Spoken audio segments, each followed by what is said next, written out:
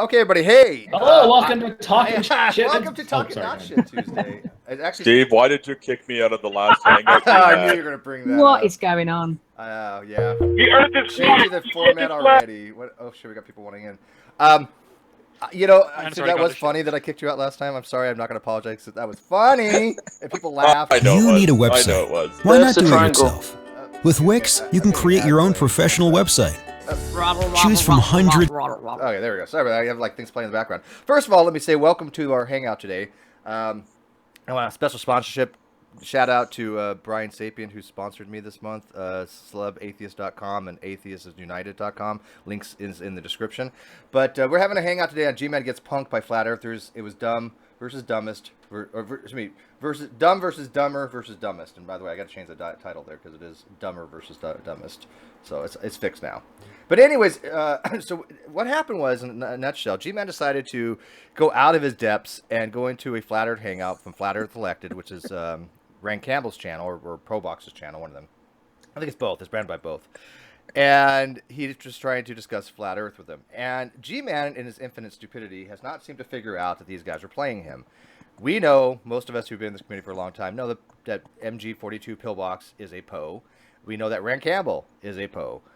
These guys do not believe in Flat Earth. They're just fucking with people because they like fucking with people. I don't think that even Rand Campbell's even Christian at this point. But that's a whole different topic. But there are people that actually do buy into this. Arcane, Rose, they're faithful believers. But G-Man went in there and basically got his ass handed to him because he didn't even know any of these arguments. And so he didn't provide any substantive information of why the Earth is not flat. He got punked by these guys. Simple as that. He was baited into going into their channel, on their platform, on their territory, and he just came across as a babbling buffoon. I mean, it was just a disjunction of things he was throwing out that made no sense, that had nothing to do with demonstrating that the Earth was not flat. And of course, we have debunked flat earthers before, so we know all their arguments. But of course, none of us would be let in. Go figure. I think Rand would. Me and Rand actually get along okay, so Rand would probably let me in. But yeah, they were blocking everybody in the live feed. Literally, anybody who was saying anything that was contrary to what was being said by the Flat Earthers, Johnny 2K Lee was blocking them. And I had actually brought that up to Rose because she's a moderator, and she's like, yeah, I don't know who this guy is, but that's bullshit because Rand wants people watching Flat Out Elected. And if you're banned in the live feed, you're less likely to watch, right? And G-Man does the same thing. G-Man has literally banned all my accounts, and I actually made it 2 more socks, just FYI, throw it out there for fair disclosure, in order to try to talk to G-Man, because I had a guest that I wanted to introduce him to that's an ex-Black Hebrew Israelite, and that wanted to tell a story. And so I threw G-Man a bone. I'm like, hey, G-Man, I got this guy. He's an Black Hebrew Israelite. He's intelligent, articulate, really seemed to be entertaining, and wants to have his story told. And I was going to give it to G-Man because that's his niche. Nope, I got blocked. So, I mean, if he wants to play that silly little game, that's fine. That's fine. It's funny because, I mean, I think I blocked one person from the outside chat, and it was because they were yelling faggot over and over again. Yeah, that's a very rare thing. That's pretty much it. There's no reason to block people for any other reason. Obviously, myself, you, most people in the community, we're not, from time to time, but we're not just trolls. We actually have something to contribute. So blocking us is a good way of saying, I can't deal with whatever you're saying. For whatever reason, whether it's intellectual or psychological, whatever, he can't handle listening to us. Which is unfortunate. It could be both. I mean, G-Man could come in here. I don't have G-Man blocked at anything. I don't have any of these guys blocked at anything. They all could to talk to my live feed. Well, I even chastised somebody for timing out Tom or blocking Tommy. Remember the other day? I was like, don't block Tommy. Yeah. The other issue is when person to person, he blocks you in a different way by yelling and not listening. So he blocks you a different way by just he just continues to talk. And when he's talking, when he's focused on one person and just talking, he can't hear you. Like, it's actually like a thing. When I met him, we noticed this, that he is extremely, like, I guess you call it like tunnel vision, like a really myopically focused. Well, we actually joked about it a bit. Like, I'd go to Redline, like, hey, Red, he can't fucking hear you. That little douchebag can't hear a thing we're saying. And he's literally right here. I'm like, yeah, G-Man's a piece of shit. He can't hear a word because he's talking to Hannah right now. Yeah, I think you're right, JD. So, and literally, G-Man didn't hear a word. So he gets so focused. So if he's talking, he cannot hear what you're saying. nothing registers. I don't doubt that. By the way, Sean says in the live feed, he says, how could you be an ex-black Hebrew Israelite? Pigment doesn't change. No, he's still black. He's just not a Hebrew Israelite. Let me clarify that. Oh, he's stopping a Jew, huh? That's funny. With a Michael Jackson run, just bleached his skin. Oh my goodness. So the people that did watch it last night, let's talk about that hangout because I was rolling. Seth was rolling. I was literally in the entire time pretty much talking to Rose on the outside chat. And again, I've got a good rapport with Rose. You know, yes, she's a flat earther, but I got a good rapport with her. And we were just like dying. We were like, nobody's making sense in here. Gman is just like babbling on. He didn't know what corpuscular arrays were. He didn't understand why their arguments were flawed. And I was like, just people were asking me like, hey, why don't you go in there and save Gman? I'm like, you're kidding, right? If Gman wanted my help, he would ask for it, but he would never ask for it. Or any of us. I mean, he could have contacted Sean Hufford. He could have contacted JD. We've all had these. There's nothing new under the sun. We heard all these flat Earth arguments before. But it was so bad, though. It was like really bad. It wasn't even like close to being like good. It was really, really bad. It was horrible. I mean, did you honestly think Gman did a sufficient job in any way, shape, or form? Because he thinks he did. Even the softball questions they were giving him were like really tough for him. Like like they were saying that the sun is smaller than the Earth, and how do you know how? Yeah. It was like, he had no response to anything. It just was like, well, read your Bible. So what? Huh? Yeah. They actually posit that the Earth is bigger than the sun, right? MT. Yes, and G-Man could have easily said, well, with things that are farther away, look smaller. When things that are close, they get it's a simple refutation. But I don't know. G-Man just was like in tunnel. He couldn't say anything. I don't know what's wrong with the guy. Well, first of all, like I said, I think the foundation is that G-Man did not recognize that these guys were playing him, or at least a couple of them are in there, right? There are some honest converts, but you could actually hear the insincerity of their voice. Cliffjumper even pointed that out. You could hear some of them just being so insincere that, like, especially Poebox. Poebox, you could tell the little quiver in his voice, and he starts calling people liars, and he starts, oh, well, you're just a sinner. G-Man, you need to repent. G-Man, you're not following the word of God. You're just, a ball earther, liar. That's him trolling people. We recognize it, but did G-Man not have experience with him? He knows him for a long time. He still thinks this guy's legit. That's what I say. Yeah, every time you mention Pillbox, there's a lawful requirement I have to do here since you mentioned Pillbox's name, and that is when Captain Awesome and I had caught him citing someone's homework in response to an issue regarding Supernova 1987. A. You guys know this? 19. I know, and it was 1997 A. It's required. It's the 19887A. That's it. Yeah. But yeah, it is required by law. I have to say this that we were pushing him on that, saying, "Here's how the math works. Here's how you figure out the arc seconds." And he said, "Hold on, I can refute this." And he put up something he had obviously just Googled that actually had nothing to do with it. It was someone's homework that happened to include the issue. It included the words like star problem or supernova problem.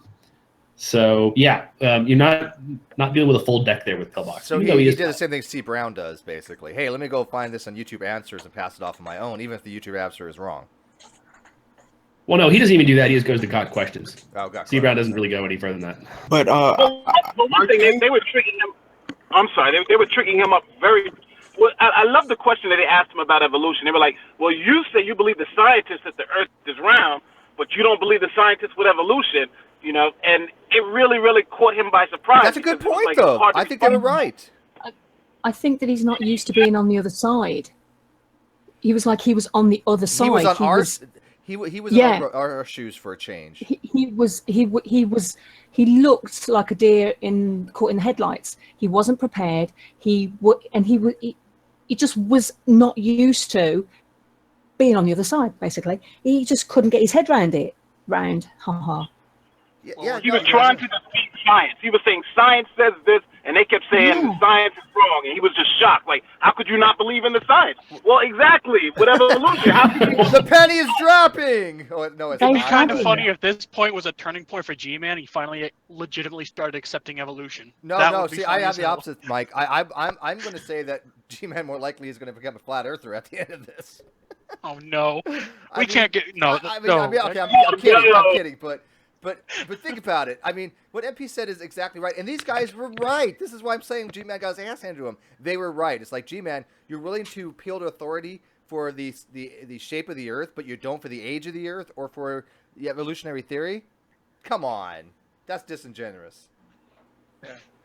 The one part that I thought really kicked G-Man's ass is when G-Man was yelling at him, let's talk Bible verses.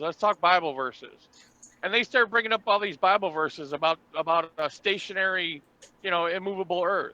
And G-Man didn't respond to any of them. He didn't know any That's of right, them. yeah. No, he that's the was on the other problem. side there. Pillars, things Well, like he that. can't. That was why he was trying to resort to science, because I know Zulu's going to disagree, but when it comes to the Bible, it's not easy to argue against the idea that the people who wrote it believed the Earth was probably flat.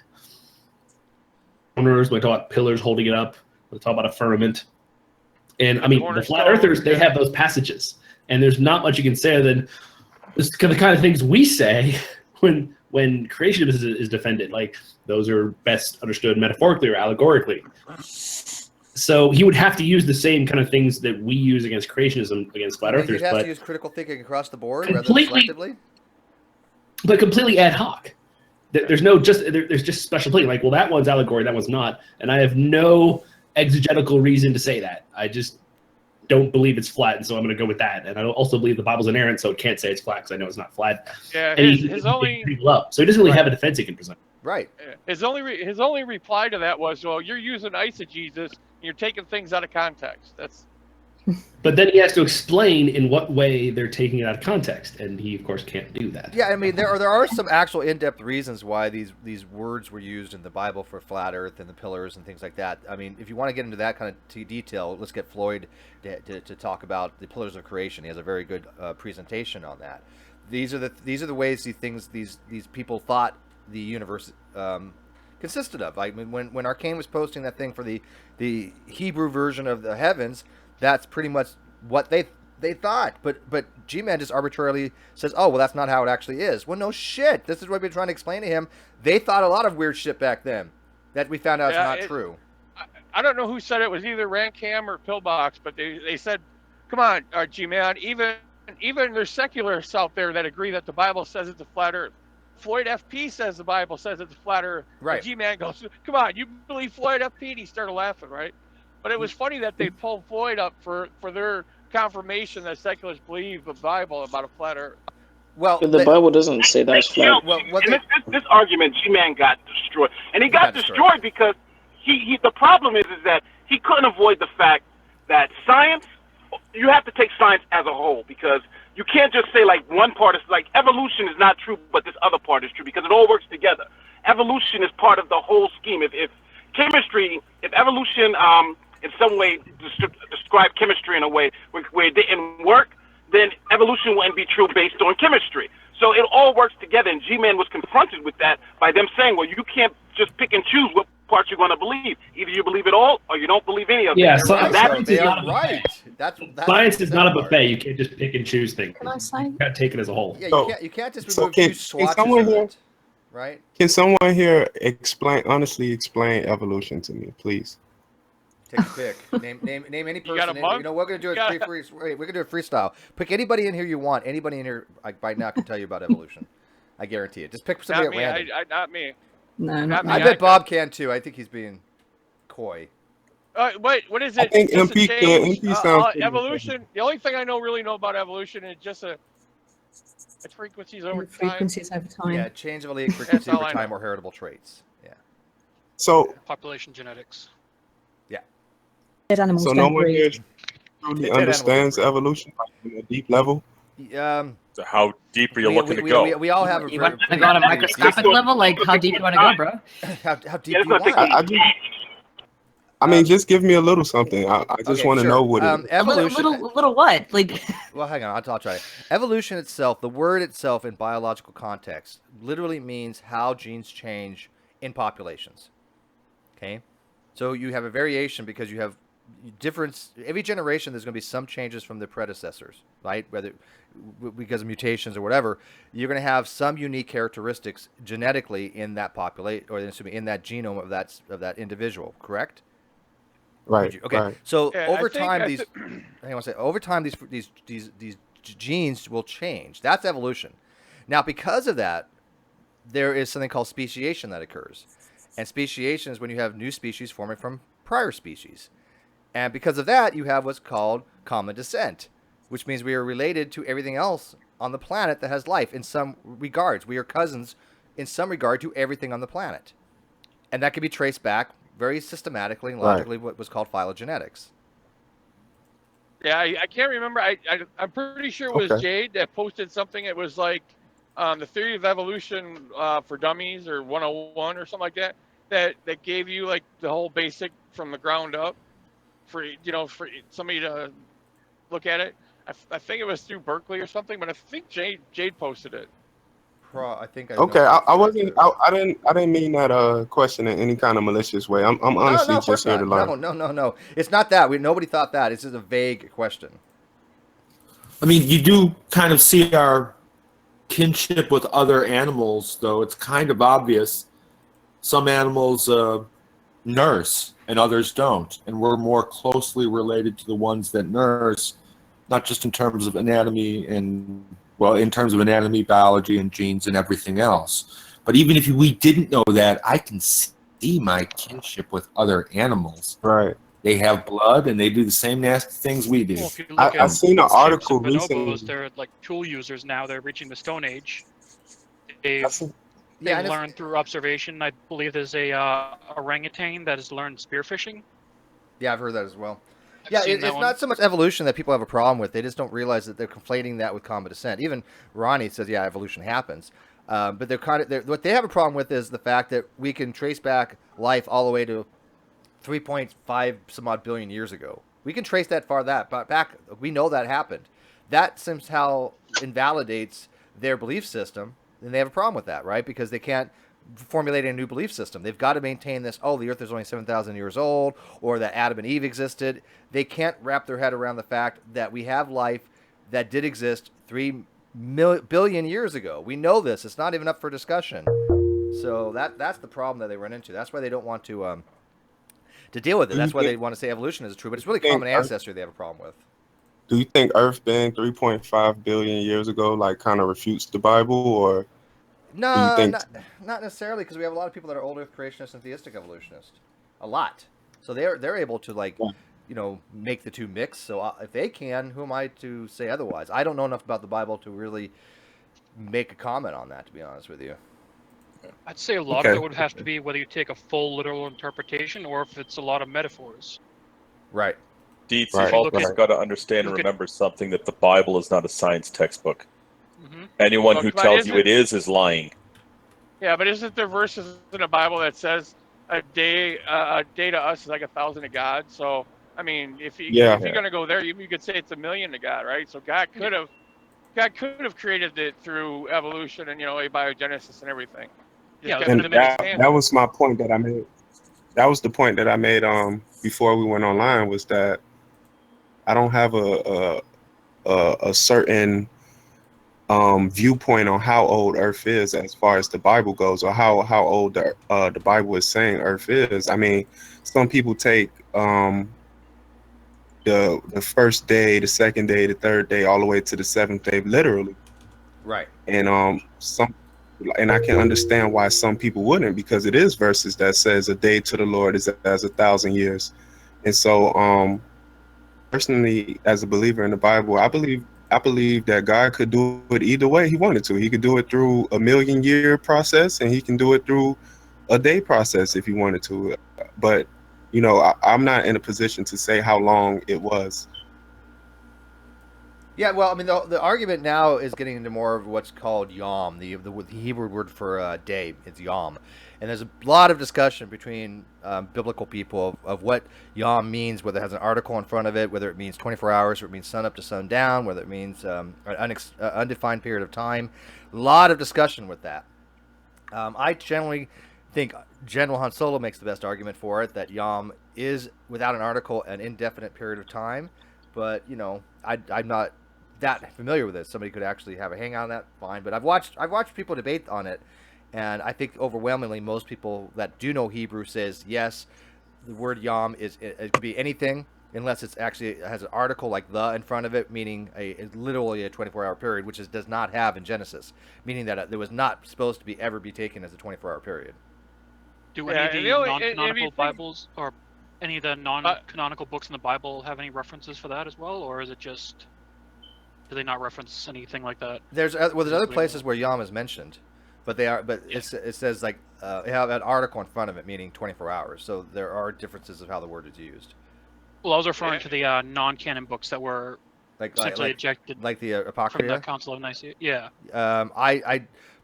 I would have to look into it. I mean, maybe Maccabees. Maybe they talk about Maccabees and Jubilees and those books. Yeah. Yeah. Because that could potentially give a better understanding. I honestly don't know if what the story is on those. If they use, but aren't those? But those weren't written in Hebrew, were they? Weren't those? Greek, maybe. Greek. I think of Greek. I know we didn't have it in here. More modern found books. So when you get the term young Earth, they're getting the term young Earth from the dating method they use for the generations, right? I mean, that's basically that's the only point in the Bible. They're just adding up all the birth years and the begats, and that's where they come up with it, right? So yeah, that's what Usher did. Yeah. Yeah. So that's where they get the young Earth from. But is there any? No, but you know I found retarded about the dating. Sorry. Hang on, Zulu. Heavy, go ahead. You know I found retarded. Hang on. Sorry. Heavy, you're next. Go ahead. You know I found retarded about the dating when people. Zulu, wait. Heavy, go ahead. He ain't heavy.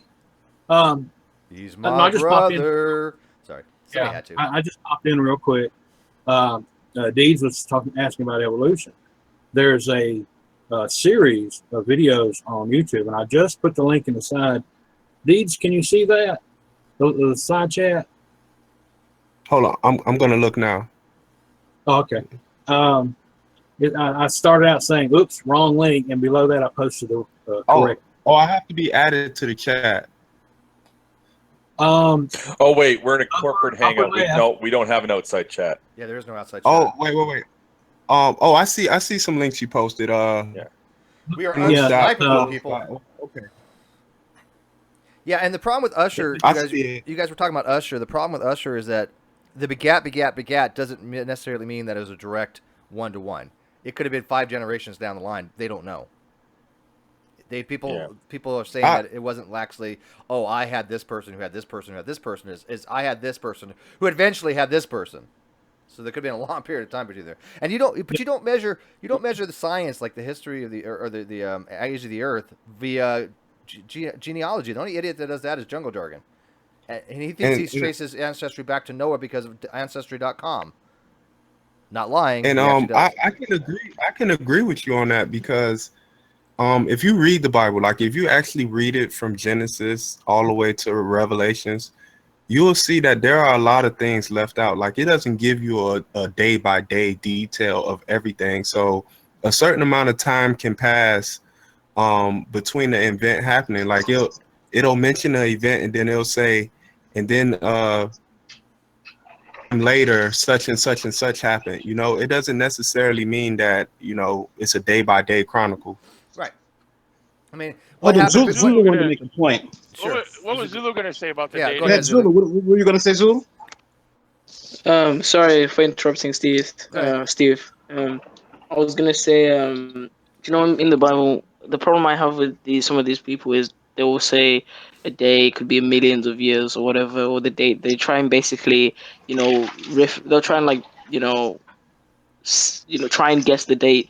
But like these people, the people that wrote the Bible, they can distinguish between 1,000 years and a day because you'll see examples in the Bible where 100 years is used or 1,000 years is used. So why the heck would they not put 1,000 or 1,000,000 years for a day? Because they didn't know how long it took God to do this stuff, so it was called an indeterminate time period. And so Yom. How do you know that? Because that's what Yom means. The language is poetic. Yeah, and I'll tell you this, Zulu. If the Bible said in the beginning God created the earth in 7,000 days, I'd be like the Bible's wrong. The Bible does not supersede facts. It's just wrong. It's flat out 100% unequivocally wrong. You can't use faith to supersede what we actually know to be true. The earth is not 7,000 to 10,000 years old. It's just not. It's just like it's not flat. You have to use the same critical thinking skills. And I believe the earth is young, but you're not using the proper thinking skills. That's why. Nieslig said something that's interesting too, that can go with that. Like, understand, I'm not saying that Earth is, however, I don't have a definition of how old Earth is. So, but Nieslig in the side chat, he said something interesting. Like, these just broke up. Yeah, lost dudes. Might have lost him. You may be lagging. Hey, JD, stop muting people. No, just kidding. Can't help myself. Because he's like, he was going to make Give me some, walls, like, give me walls. He's like, we can't have this. We can't have this. He's about to control. expose the truth. Cut him off. Cut him off. Shut it down. I want to know what happened. He was going to make the point, too. I want to know what happened between 20 and 30 Jesus. Like, isn't there like 10 years where there's just nothing about him? I think it was like 13 or something. And 13, yeah. 32 or something. It's hard to base your whole life upon something that is such a vast.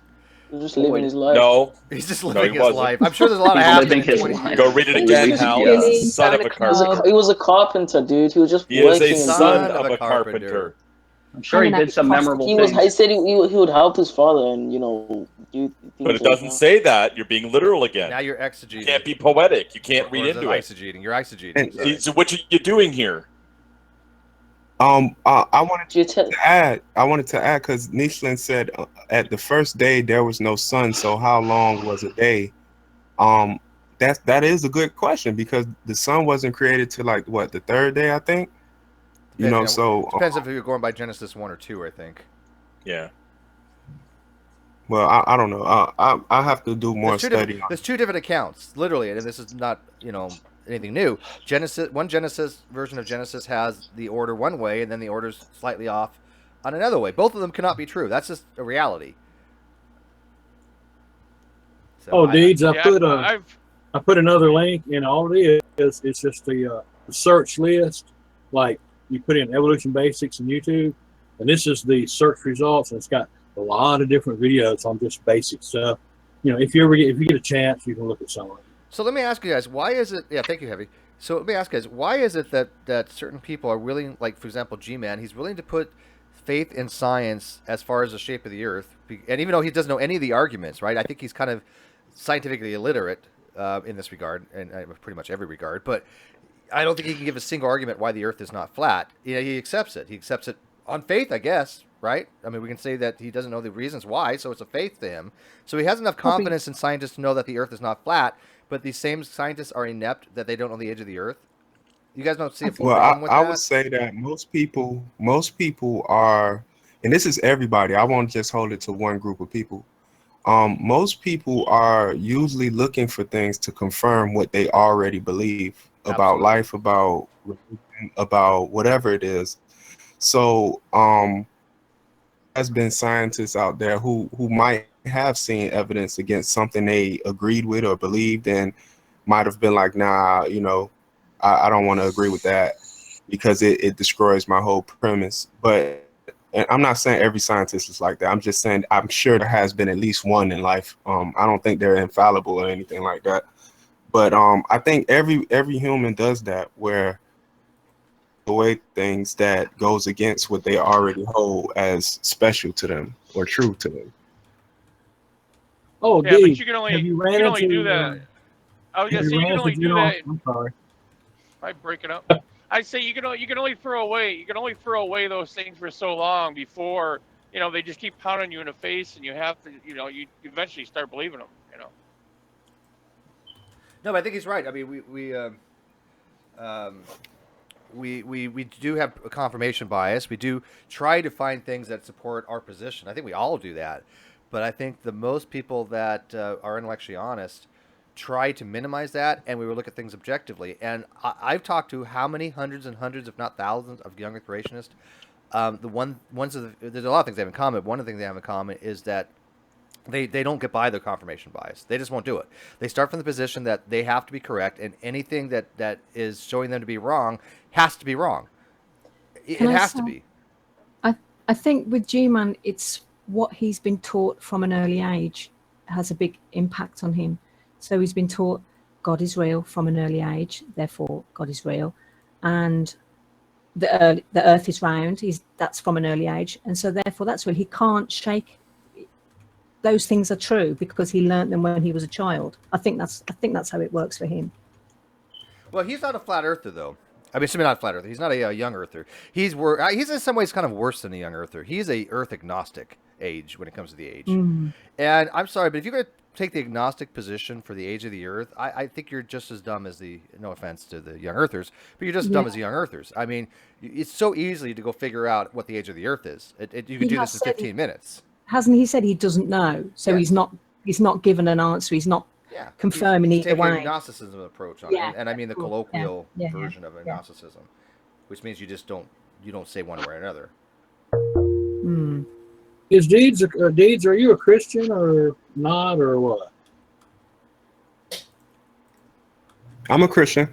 Oh, okay. Well, I don't know how long you've been in the community. It's my first time meeting you. Hi, by the way. Everybody meet Deeds. Yeah, say hi to Deeds. Hi. Hi, Deeds.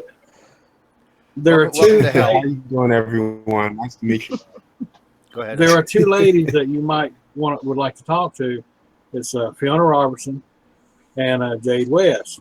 She also goes by, and I can't pronounce Meliagris Felis. Turkey cat. And there's also a guy named he goes by General Han Solo. I mean, you could talk to any of them, and they are Christian. Oh, I met Han Solo. Oh, you did? Okay. Well, then since you've already met him, you could sit down and talk with him about Christianity and evolution and all and stuff like that. He's brilliant. He really is.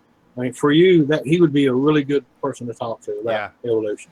Yeah. Because he has a rather unique take on it, but it's like somehow he can kind of put the two together, what it says in Genesis and then what science says, and he gives it a valid effort, doesn't he? Yeah, he gives it a valid effort. Huh? He gives it a valiant effort. I mean, he's actually a physicist by trade. The guy's a smart guy. So he's actually trying to, relate science and theology. And I applaud him for that in some ways. I really do. I think he makes a novel approach.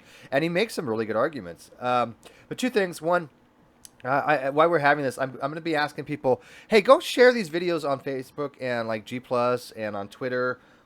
Just take this link up there, and while you're watching, go to your Twitter page or your Facebook and share it with people, especially if you're not worried about anonymity, right? I mean, don't bring people to the community that might know you in real life and say, hey, you know what, this guy's real name is. I don't want anything like that. But I mean, if you're somebody like we all know who you are, just post it out there to get more people watching and involved in the community. And second of all, everybody meet Deez. Deez is that BHI that I was talking about that I was going to have Gman interview because I thought that was better for his channel. But now that that Gman has basically said, screw you, spit in my face and block me, which he's done many times, I'm going to have that hangout with Deez, and I'm interested in it, and I think he's got a great story to tell. So you guys be interested in that. It won't be this week because I have a show planned for Sunday, so it had to be sometime next week, and I have to arrange it with him. But do you guys have an interest in that?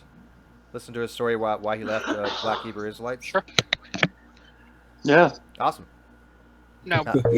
And the other thing is, hey, I was trying to think of a name for my show on Sunday mornings. I kind of came up with something, and I want to run it by you guys. How about we call it Voices of Reason? That's fucking. That's cringeworthy as fuck. Oh, come on. We call it the Josh Entertainment Hour. Get out of here. You're fedorific. We call it the Josh Entertainment Hour. Hey, Josh. Fedorific. It's just ridiculous. Yeah. What do you want to call it, Josh? I don't know. Don't call it Voices of Reason, though. Well, I mean, I think so. How about we call it the let's see, Matt Bell Hour? We have Matt Bell just for an hour come in every day or every Sunday. No, please, no. Hey, I'm willing to take suggestions. I looked at some of the ones that were in there. None of them were kind of like stood out to me, though. One of them was secular Sunday services. I thought that was kind of cool. What's the show about? What are you doing on the show every Sunday? I've been posting in a lot of atheist and atheist versus theist forums and getting other people that may want to be engaged in these conversations that haven't been in the group. And so I want to start a regular scheduled time that we do these, which will be Sunday morning, 9 a.m.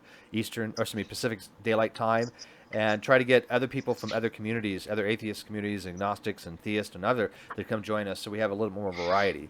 So I've been putting a lot of feelers and talking to a lot of people that we have never talked to before to bring them in. So I'm not calling it Talking Shit Sunday. JD would sue me for copyright. So you're just trying to have like a brunch thing going, like a conversation and not a debate. Yeah. It's not a debate. No. Definitely not debate. How about douchebags unite? Fuck. How is that presumptuous? What, Tony? I said, how about douchebags unite? No, I want something family friendly. Come on. That's too close to home. Yeah. I want to make it a little bit family friendly. No, I can't say saying shit Sunday. One, it's not family friendly, and two, again, JD would get me on copyright grounds. I already asked him. He never got back to me. He's like, "Fuck you, Steve. You ain't stealing my thing." I was gonna. Hey, I thought it was supposed to be family friendly now. What the hell is this shit? Yeah. JD, are you even there, JD? Yeah, I'm here. Oh. See, you didn't like my idea, or their idea. I think it was Tyler's. Was it? What do you call it? Talking Shit Sunday. Yeah. See, that's too much like your thing. Shit talking Sunday. Shit talking Sunday. Yeah. See, that's too much like JD's thing. He doesn't like that. Screw him. Yeah, whatever. He could take it to court. Steve, I was thinking religion and rationality, but the religious people would probably take that as an insult. Yeah. I wouldn't. The Sunday brunch? How about that? Have the Sunday brunch. No. Sunday fundies? No. Sunday Funday. Somebody else already had Sunday Funday. I thought either the Voice of Reason or Voices of Reason kind of sounded catchy. Sounds like a rock I think band. there's something out there like that now. I think I heard that before. Get the lead out, just like maybe that voices one. of Get the lead maybe out. voices of confusion. Oh, that was good. We'll call it Young with Creationism, the crock of shit. That would be the. There you go. I don't know. I would keep working on it. Got a few more days. We'll figure it out. Crocoduck Crunch Hour. Crocoduck Crunch Hour. I don't think people would have any idea what the hell that show would be about. Yeah, we'll figure it out. But yeah, I have reached out to a lot of people. Saints and Sinners is already taken, so. That was quite good. Saints and Sinners. Somebody already has that. Pew says Voices of Reason isn't distinct enough. Huh, really? Okay. Indeed. I just put a link in the side chat. It's Kurt's Kazat and his little video on evolution, about 11 minutes long, but it's really good. It goes through everything. Okay, I'm gonna check it out. I'm only asking these questions because in high school I didn't really learn about evolution. They taught it, but I didn't pay attention. I mean, paid attention. So yeah, they give you like a really basic rundown that has no real meaning to it. Right now, as an adult, I actually am interested in hearing what both sides of the argument has to say. So that's why I'm asking these questions. Well, I'll tell you this: I didn't believe in evolution at all before I came to YouTube. I thought evolution was as false as it possibly be. And the argument that was convincing to me was, if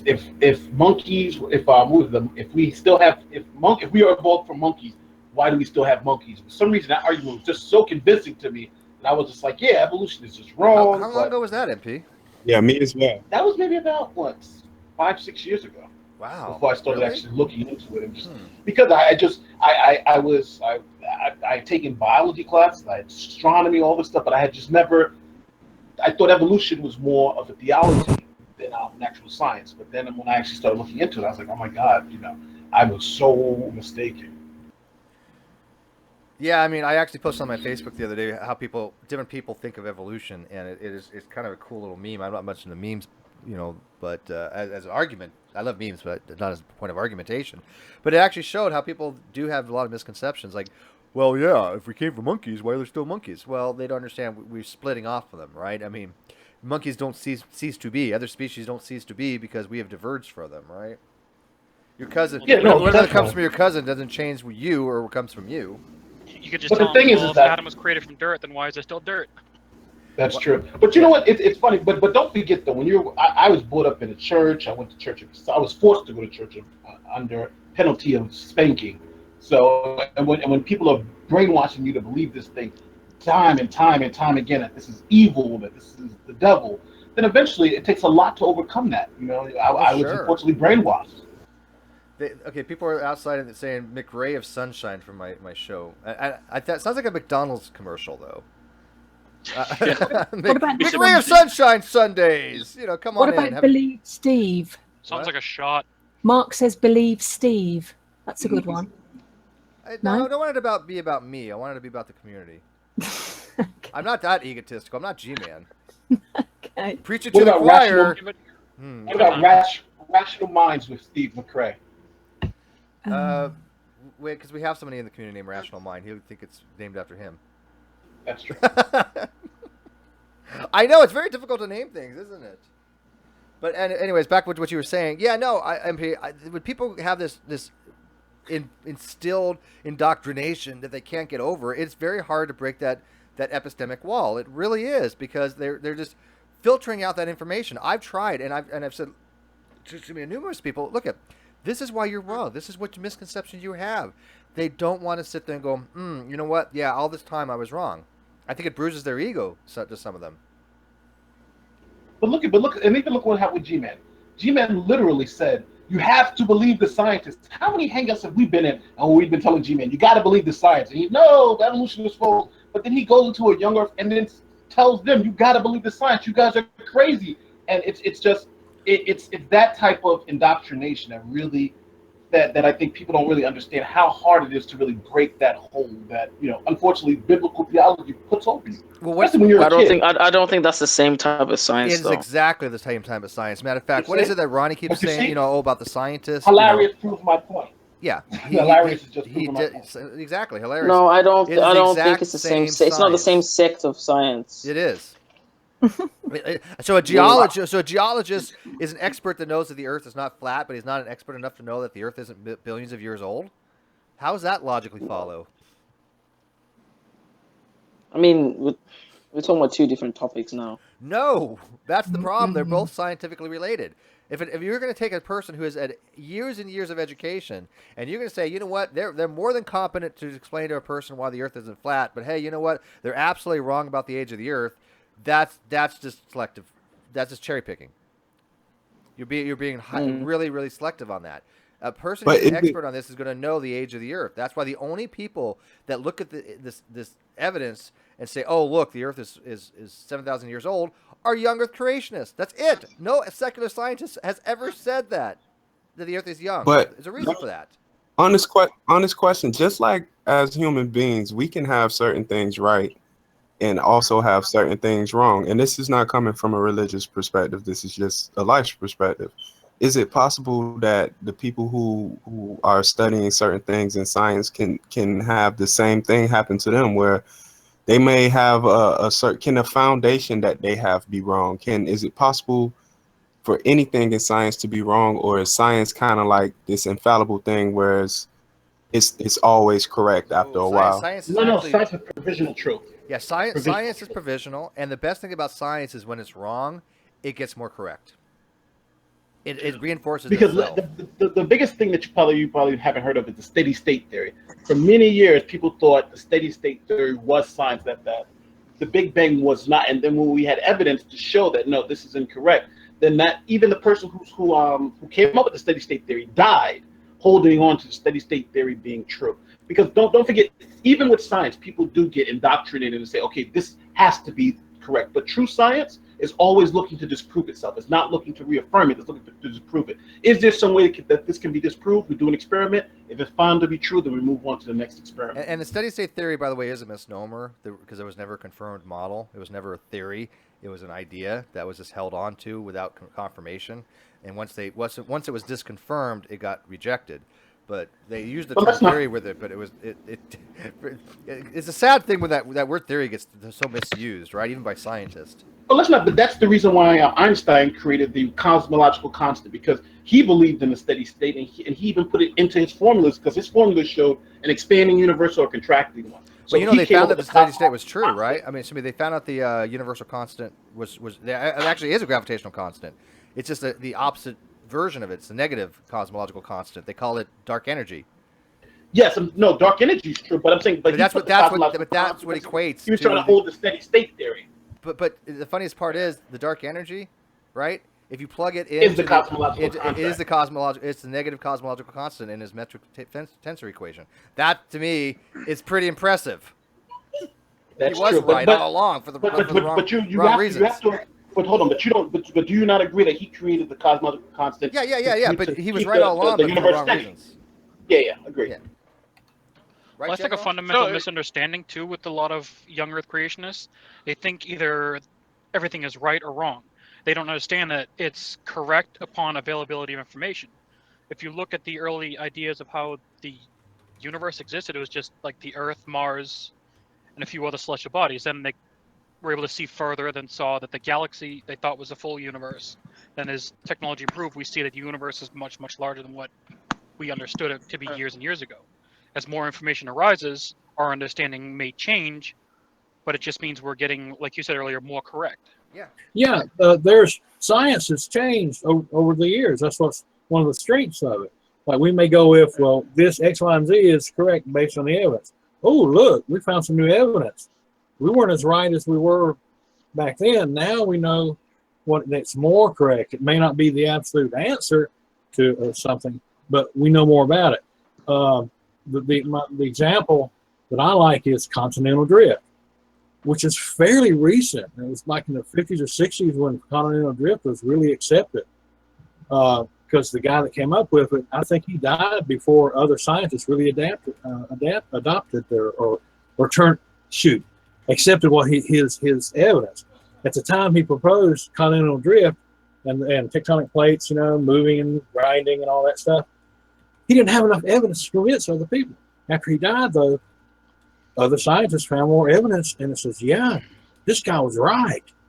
So, they accepted his theory, his idea. The best and theory so wins. Science grows. The best idea. Science grows when it's challenged with like maybe new or different evidence, and it may not be accepted at first. But if there's enough convincing evidence, and then they start doing the testing, and they find out, well, yeah, this guy's right. They go with that. Thing about intelligent design and creationism, they can't challenge science because they don't have anything.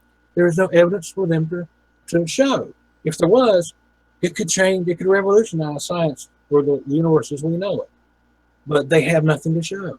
And it's not just the evidence they have nothing to show. They don't have a falsification criteria either. I mean, you had asked these, can science be falsified? Yes. Matter of fact, Hillary Putnam, one of his criteria to have a working scientific model is that it has a falsification criteria. Meaning, what if we observe this, what would invalidate our entire model? For example, like if we had two dogs got together and they bred, and all of a sudden a chicken gets birthed, that would invalidate all of evolution. It would just be, we're wrong, start over again.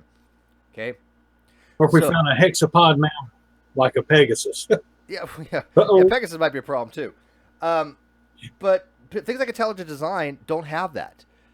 I've asked a few of them. They'll throw out some weird kind of things they think are falsification criteria, but they don't really meet the conditions for falsification criteria because they involve another theory. They'll be like, well, if this is true, if we find this in evolution, it supports ID. Well, no. If you use that saying, okay, if we don't find this, it doesn't support ID. That's not a falsification of criteria. And they have no core predictions, right? Evolution and theories predict things. We can model things, and we say, okay, based upon this, what do we expect to see? Sometimes it isn't always right. Sometimes it does need a little tweaking, right? But most people in the community, let's say like true empiricism, they hold to this dichotomy. If evolution is false, then intelligent design. Oh yeah. is true. Wait a second. By the way, MP, one sec. Can I correct something real quick? It wasn't Hillary Putnam. It was Karl Popper. I had put him on the brain because I literally just put it. Somebody had asked me for a paper today that Alex gave me, and it was from Putnam, and it was on constraints for the brain in a vat. So I put him on the brain. Sorry. Yes, of course, it was Karl Popper. His falsification. I'm totally wrong on that. You're right. Brain fart. Sorry, guys. Go ahead. Sorry, MP. All right. I wanted to make. I'm gonna get out of the truck in a little bit. Oh, okay. I want to make a comment about what Deed said about about scientists who put forth their bias. To me it sounds like he thinks there's only like 10 scientists out there, right? And so you only got 10 guys competing with each other. If you think about I how don't many believe that, bro. I don't well, believe I mean, but that's the way it kind of sounds like when when someone says, well, you got a scientist who puts forth this idea and you don't want to change his idea, right? but that's the only idea that's out there in the world. You know, you got even if one scientist did that, you got like 10,000, 100,000 scientists, millions probably. Yeah, if not more. Yeah, trying to prove him wrong, right? Scientists are trying to prove each wrong every day. So you can go next, though. By the way, I didn't mean to cut you off. No, I was just saying that most of the arguments against evolution, let's say with true empiricism, one of his biggest arguments is that if evolution is I'm sorry. One of his biggest arguments is if evolution is wrong, then ID must be true. He doesn't understand it. He has to look for positive to make sure. He just says this evolution is bad. Evolution is bad. This doesn't work. This doesn't work. Therefore, ID is the only explanation, and that's the problem. He doesn't. I don't think he understands that. He doesn't. I mean, how much time did he spend by evolutionists bring it? By the way, everybody here that can bring it, he has blocked. Go figure. But yeah, I don't have to negate young Earth creationism to support evolution. I can talk about evolution. We all can talk about evolution. We give all this evidence for evolution. If young Earth creation isn't true, it doesn't make a bit of difference to evolutionary theory. Just like if evolution isn't true, it doesn't give any credence to young Earth creationism whatsoever. And you're right, Ronnie. They don't understand that. Steve, can I jump in here? Can you hear me? Yeah. Go ahead. So I just want to address Deeds because I'm going to pay him the compliment of assuming he's honest. Deeds, did you ever take any math classes? Did you guys ever pray or open your Bible when you were taking your math classes? No. My guess is no. No. So here's what I want you to do, because I was in exactly your shoes. Research for yourself the theory of evolution. Do not look at young Earth creationist sites. Decide for yourself whether it's true or not. Then go to the theology and work that out. But until you look at evolution on its own and study it and verify it's true for yourself, you'll only conflate and muddy the waters. And I just wanted to give you an example of what Heavy was talking about. When Darwin was first developing his theory of evolution, it took a while for the geologists to catch up in terms of the age of the Earth. And this is what we're saying. There were several independent lines that confirmed it. So the truth is you're never going to find a situation where they're going to say, hey, the Earth isn't as old as we thought. In fact, they keep revising it. Now we're pretty sure it's 4.5 to 6 billion years old. But you should know when they were developing this, it was in stages. So you asked about science. Like everyone's been saying, Karl Popper, we're just getting more and more degrees of corroboration. So again, let me repeat what I said. Please study this on your own. Come to your own conclusions without anyone else's bias. Just study it for yourself. I do beg you, though, do not go to those creationist websites because their whole goal is to convince you that it's wrong. You know, I'm gonna disagree a little bit, just a little bit. I don't have a problem with people going to the creationist websites as long as they do so with an open mind. I mean, the creationist websites refute themselves. They are their own worst enemies. I've actually, you guys know I've talked to Sarfati a few times about creation.com on some of the problems they have on it. He doesn't care that there's problems on it. He honestly just doesn't care. It's not even that creationist.com, is outright wrong. It's just that they don't seem to care whether they get the stuff correct. And that's what I find to be interesting. So when people go to those sites, they can pick up on it too. And some are better than others. Like creation.com at least has like 12 arguments that even creationists shouldn't use. It tells people, yes, we have observed speciation. Stop telling the evolutionists we don't observe speciation. We do observe speciation. So at least they're honest about that. So I don't think going to those sites are that detrimental, but you got to have an open mind on it. Would you agree on that, EO? Let me just come back to that because when I was a young earther, I honestly believed that creationism was a slam dunk and that there was a conspiracy. So my only rejoinder to what you said, Steve, is when you're in the young earth mentality, you actually believe that, like I said, the science is actually on the young earth side. That's why I'd advise to just do it independently. But I respect what you said. Steve, it's stepping outside the bubble. Yeah, no, I get that. I like to be open and honest across the board, right? I don't like saying you shouldn't be exposed to certain things. I would like to look at it unbiasedly. So I'm more than when I first started believing in the Bible. One of the things I used to do as I was reading it was look up information against it as well as for it. That's how I do things. Yeah. So that was an unbiased approach I took to it, and it was up for me to decide after looking at both sides of every argument, because what you see in life with everything, you'll see that there's information for it and there's always information against it. For example, that show Ancient Aliens, a lot of conspiracy theorists love that TV show. But they were providing evidence for against for their theories, but there's actually plenty information against it. Right. And so I like to look at both sides and see what both people say, and try to make my judgment based on that. I don't, like I said, I don't necessarily believe Earth is 6,000, 7,000 years old. I'm kind of just like, I'm in a position where I'm willing to learn how they come up with the number with how old Earth I don't is. take issue with that. You know what? Here's the only thing I ask, and then MP you can go next. Look, if you go to one of these creation sites and you say, oh, okay, this is their argument, come back and ask somebody in the community, why is that a bad argument? And I guarantee it, I can tell you right here now, I can tell you why any one of them is a bad argument. Why everything on those creationist web pages is wrong every single time. And I think most of us in here probably could, for the most part, except for some of the more in-depth questions. Some of the radiometric stuff, some of the genetic stuff, you may have to go to somebody a little more specialized. But for the most part, we can really tell you why their arguments are wrong, because some of them are very nuanced.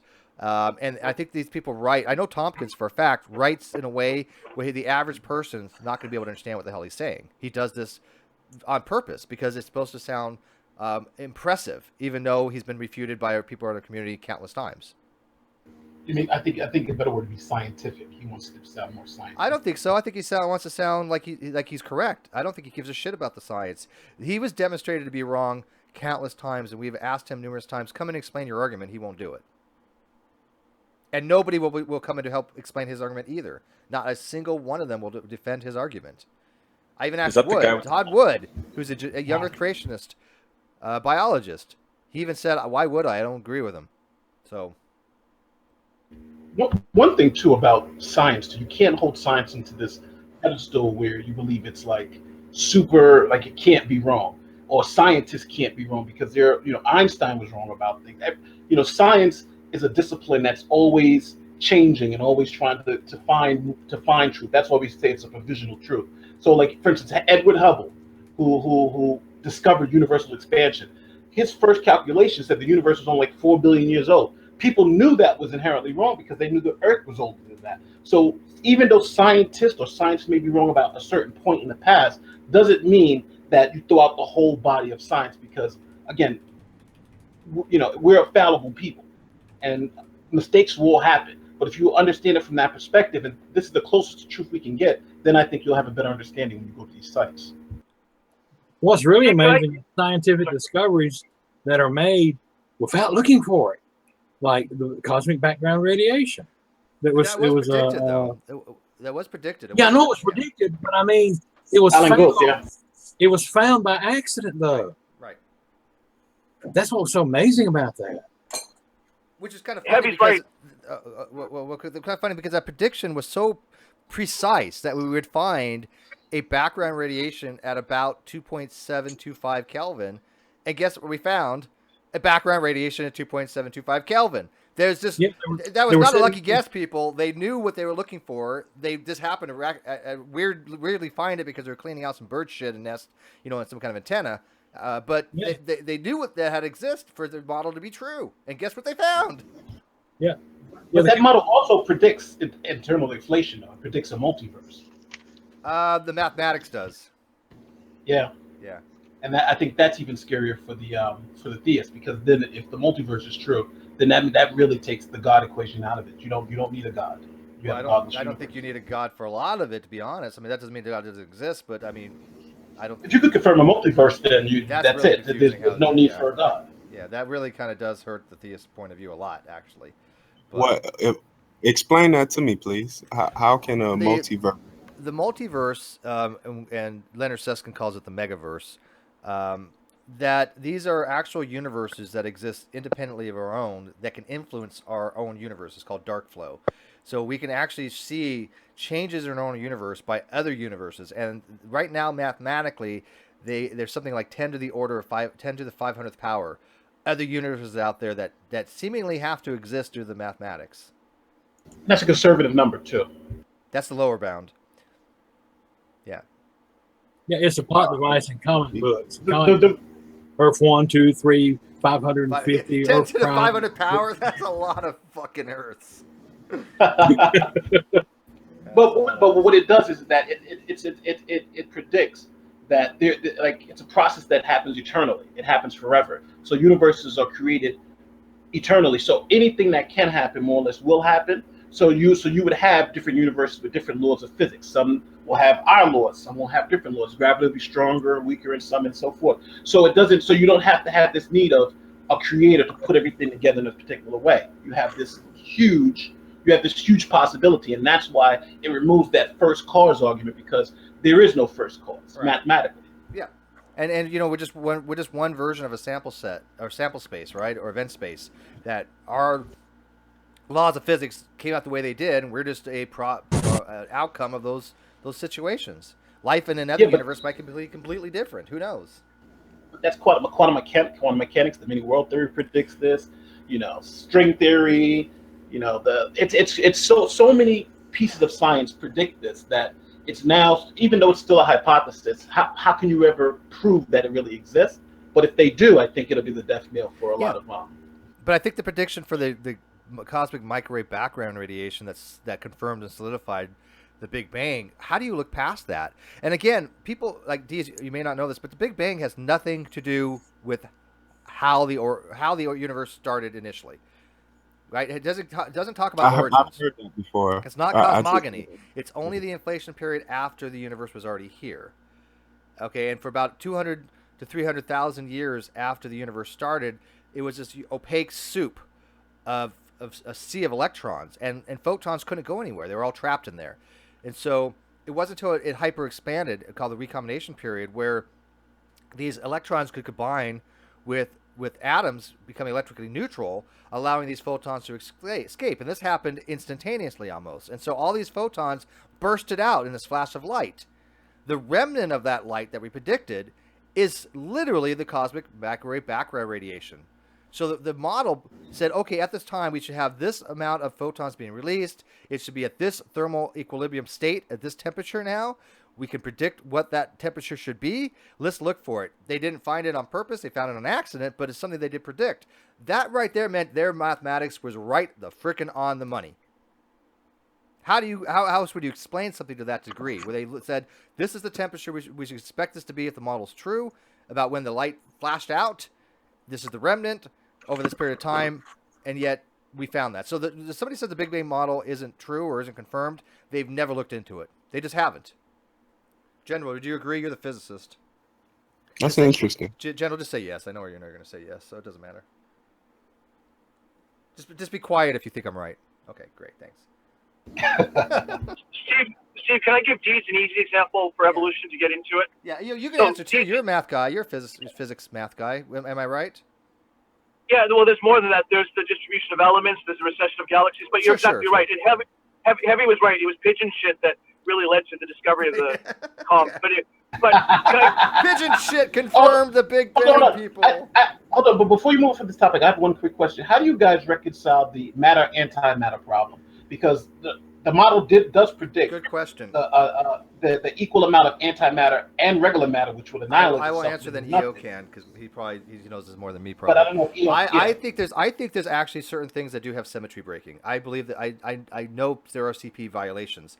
I believe there actually is there's an asymmetrical relationship between the production of matter and antimatter during the early part of the universe. So I don't think it was a complete balanced situation, and I think that matter does have, for some reason, I don't know the reason why, but I think matter does have a very slightly, marginally higher chance of being produced than antimatter in certain types of non-symmetrical CP violations. Would you, EO, does that make sense?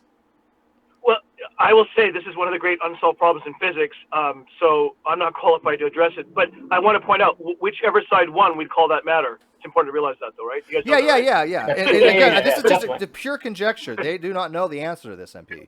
This is unresolved. It might even be a millennium problem. I don't remember. But it's unresolved. But I mean, I think that's the way they're going, is that there are some types of violations in the symmetry for certain decay modes. So, Steve, can I help Deeds out? I wish someone had told me this. Deeds, you there? Yes, I'm here. I'm here. Yeah, I'm here. Okay, so do you, when you go grocery shopping, you see broccoli, cauliflower, cabbage, Brussels sprouts, kale. You see all that, right? Right. Did you know that they are all the exact same plant in the same way that blacks, Chinese, Indians, and whites are all the same people? They're all something called Brassica oleracea. So basically, for about 2,000 years, farmers started selectively breeding them. But if you look up their scientific name, it's all the same. In the same way, I'm guessing you're black. I'm Indian, for example. We're all Homo sapiens. Look that up. So we as humans have done that in less than 2,000 years. My guess is you didn't know they were the same plant. Yeah, that's actually true. Yeah, so they're cultivars. So, and then also all domestic dogs came from gray wolves. So my point is, if we as humans can do this in just a couple of millennia, imagine what could happen over billions of years with evolutionary pressures, allometric speciation, all the fancy words for if things have pressure to adapt and evolve. So just look that up. What I said, I never asked someone to take what I'm saying on faith. Look it up.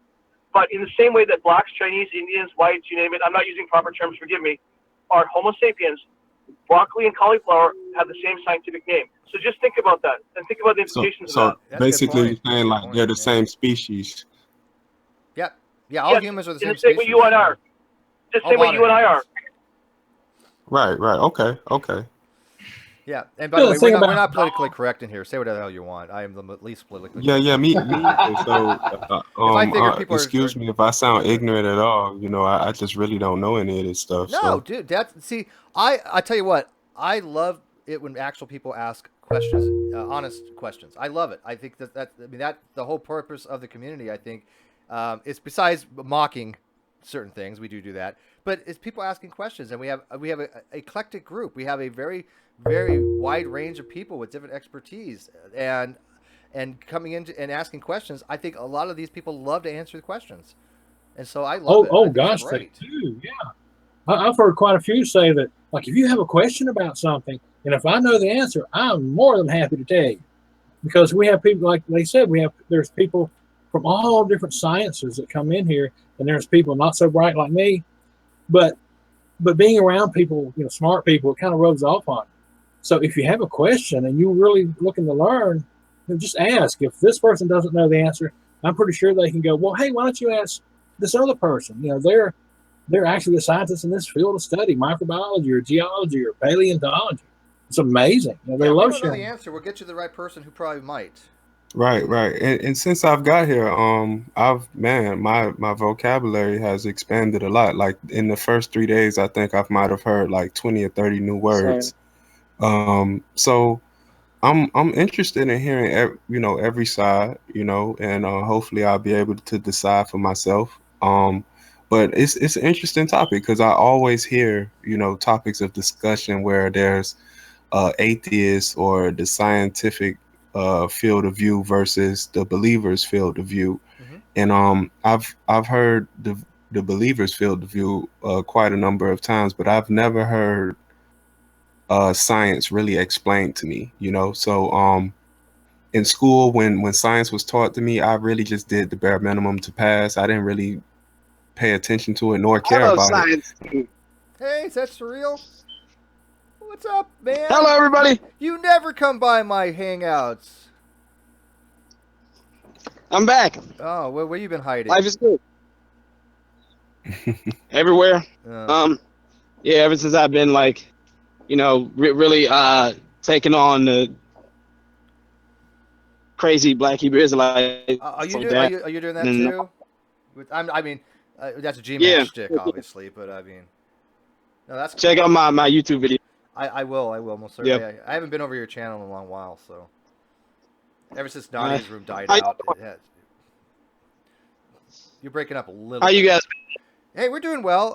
We're just actually, I don't know if you watched it the other night, but Gman had a hangout where he went into a Flat Out Elected, and he was talking to Rand Campbell, Poebox, Arcane, Eve, and he was getting his ass handed to him, which is amazing because it was on Flat Earth. How do you get your ass handed to you by Flat Earthers? It just mind-boggling, but it was just hilarious because it was like, what's that?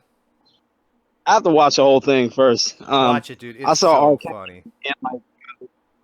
I saw Arcane getting his butt handed to him by General Han Solo.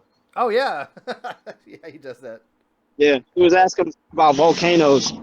How can volcanoes be something on a flat Earth or something. But yeah, it was good. Arcane is just, I think, literally the probably the dumbest person in the community. But people disagree with him on that. They think he's in the top 5. Whatever. You know. Semantics, right? Whatever you do, never ask Arcane how deep of a hole you can dig in a flat Earth. Well, he will yell at you and throw you out of whatever hangout you're in. That's a stupid question, man. That's a stupid question. Yeah. Never ask him how thick the flat Earth is. Like, if there's a bottom, then you could drill down through it. Never ask him that. The link. That hangout was so hard to watch, though. My God, it was almost unbearable. These guys were like really like, there are no stars. I'm like, wow, these people are like really just like, either they just didn't go to school or somebody has told them something that convinced them. It's like you're almost getting, you'd have to pay me to even say some of the stuff that they were saying. Well, Gman said something along the lines of, well, I think the sun is moving. Yeah, which was crazy. Really? You don't know anything about the Milky Way. You don't understand, proper motion, radio velocities, anything like that. I mean, the sun is moving, I think, toward Virgo at the present moment, and that's actually going around the Great Galactic Center. That's going around the Virgo supercluster kind of thing, or whatever. It's like, yeah, the sun is moving. It's going in a direction just like we are with it. It's not just sitting there doing nothing. The Milky Way does go around a center too. Yeah, weird. Deeds, one thing you might not know is like you have like certain group of Christians, and they're so against science, any kind of science that disproves Genesis, young Earth or whatever. But the crazy thing is, a lot of the discoveries in science, big important ones about geology or paleontology or whatever, were made by guys that were Christians. I mean, these were God-believing, God-fearing Christians. And they're the ones that made a lot of these discoveries. And James, do you know that most of the scientists I have on are Christians? I mean, I've had Dr. Hugh Ross on numerous times, Dr. Fuzz Rana, Dr. Mary Schweitzer. They're all Christians. Yeah. And the guy that discovered, or the guy that came up with our classification system, kingdom, phyla, family, species, all that, he was a Christian. He started what we call the tree of life about 100 years before Darwin came along. And he was grouping all these different animals into different boxes, or nested hierarchies, as they call them, because just looking at their bodies, how their bones were, and their skeletons were, the similarities and stuff, and that's how he began classifying animals. And he was pretty close to getting it spot on as far as relationships between animals, just by looking at the bodies, or how close they were, how similar they were, things like that. He had us in with the great apes. He couldn't honestly separate humans from the great apes, so he had us in the same box. And he was Christian. That's interesting. Hey, Heavy. Would you agree that science today, modern science as we know it, would not be what it is without the Christian church? Because from what my understanding, and it seems like a lot of scholarly writing, it says that Christianity, science is more or less an offshoot of Christianity. Science developed from Isaac Newton to Galileo to all the pillars of science really was developed through the Catholic Church, more or less, and they kind of developed on its own when we got to modern science. So without Christianity, modern science today may not exist in the same form. I would probably agree with that. I mean, but sooner or later, someone would have made these discoveries. But it just so happens, though, and it tickles me, when these Christians trying to put down science, that other Christians came up with the science. They made these discoveries and things like that. And then when you look at the Muslims, years and years ago, before they went really bizarre on us, a lot of the science that we have now, the math and stuff, came from the Muslims. The people that were the scientists back then. Optics. Hey, JD, optics, lenses. JD, how light works. Yeah, well, one thing I remember that back in the day, all the churches controlled the educational flow. They owned the colleges. You had to actually go to college to learn not just science but religion. And yes, science did flow from religion to some degree, but you could also make the argument that maybe it would have been developed independently and more quickly had not religion tried to shut science down. So you make that argument. But JD Kane wants an argument against scientism in the live feed. Nobody's give it to him. So, hey, JD, here's my argument against scientism. Scientism promotes the belief that only science can be the method to be used to build a methodological approach to building your epistemic framework. That eliminates things like philosophy and certain things like ethics and meta-ethics. Never heard defined that way before. By that definition, yeah, I wouldn't agree with it, but that's not how that's what it is. Defined. That's what scientism actually is, though. And so by limiting yourself to scientism... I'm looking up definitions, and none of them are that. What definitions do you have? What definitions are you looking at, JD? Well, this is the wiki. Wiki's fine. Term used to describe the universal applicability of the scientific method and approach.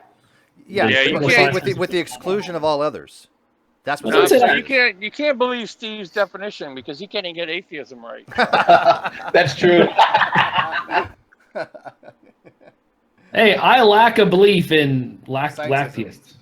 No, if you look more into scientism, because I have looked more into this, it is to the generally accepted as an exclusion to all others. That's why it's called scientism, where it's the focus on this just having the scientific method that I would disagree with, but I'm getting like 5 different definitions in the outside chat. Like no one seems to know what scientism is it's bad. That's how I've read into it. Don't know how to define it. Bring in the Malpass. Yeah. Where's the Malpass? I'm wrong on that. I'm happy to, but if I'm right, my argument is sound. Am I not? Yes. Okay. Now, if I'm wrong on the definition, that's fine too. Here's my issue. If that's scientism, I have never met someone who believes in scientism. I don't either. Well, that's why I'm trying to define. I've never met anybody has. Yeah, no, I want to define it in a way that at least someone I've known maybe somewhere might adhere to it. But it's like no one agrees with what you just said there. So I've never met anybody that self-identifies as for scientism ever. I mean, are we talking like extreme logical positivism? Maybe I've never met these people, so I think the way the Christians use scientism is that we put all our faith and beliefs in scientists and not man or God. Right? They use it pejorative, right? They use it pejorative, but scientism is a real thing. That again, I always thought is that is you're limiting yourself to applying the scientific method across the board to the exclusion of all other types of ways to acquire knowledge.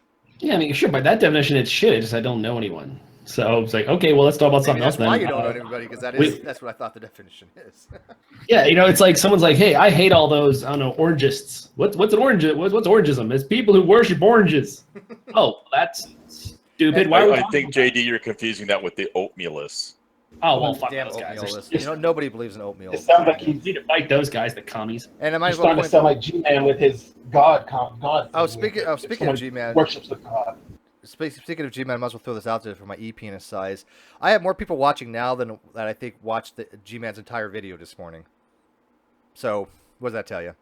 And he blocked me. It's like, Gman, you're blocking me, and yet I have far more people that listen to these hangouts than do yours. Yeah, I don't understand that. I mean, I don't get Gman's logic. I really don't. What is empirical science a worldview, too? Even the definition is weird. That the view that empirical science constitutes the most authoritative worldview. Right, because, basically... Science is a method, not a worldview. Well, empiricism is a position, but but that's what I'm kind of saying. Yeah. The scientism takes the approach that you can only have really knowledge through empiricism with the exclusion of rationalism, right? And most people that I know don't exclude one or the other. They're kind of a combination of empiricist and rationalist. I don't think I'd met anybody that's either one or the other. It says scientism may refer to science applied in excess. What would that? I guess maybe trying to use science for morals, but it still can help whether it can be the final arbiter or not. So I guess I think we're left with a word that doesn't apply to anyone. Right. I've never met anybody that follows scientism. So that's why it's like when they say, "Oh, scientism," we're left with pejorative. Like you're a scientism follower. I'm not. Okay. Yeah. Well, the same thing when they say, "Well, you believe something came from nothing." No, I don't. Yeah, I hate that. What the fuck is atheist? There's some guy out there made the dirty underwear string, whoever the hell that is. He says the atheist Borg are naive empiricists. Okay, that's not scientism. So what the fuck are we talking about? You will be assimilated. Hey, did you guys see Gman just uploaded a video? I challenge any flat earther to a debate. Your cult is dead. Oh god. Oh god. He's gonna lose, and it's gonna be great for atheists. I watched it because again. Well, think about it. Let's say he doesn't know the argument. If Christians started really moving heavily towards flat Earth, we're going to see a reduction in the number of Christians. Because I mean, people can only get so far on board. Like creationism, sure, but the Earth being flat. No, JD, it's because if you're not a flat earther Christian, then you're not a true Christian. You're out of the club. Well, we're getting to the point though. We're going to start having like commercial flights either into space or very close to getting into space, where people by the thousands are going to be like, oh hey, cool, I see the curve. No, it's not the windows.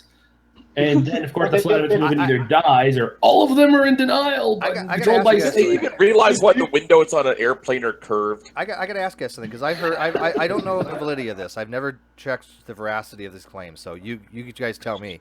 I've heard two things.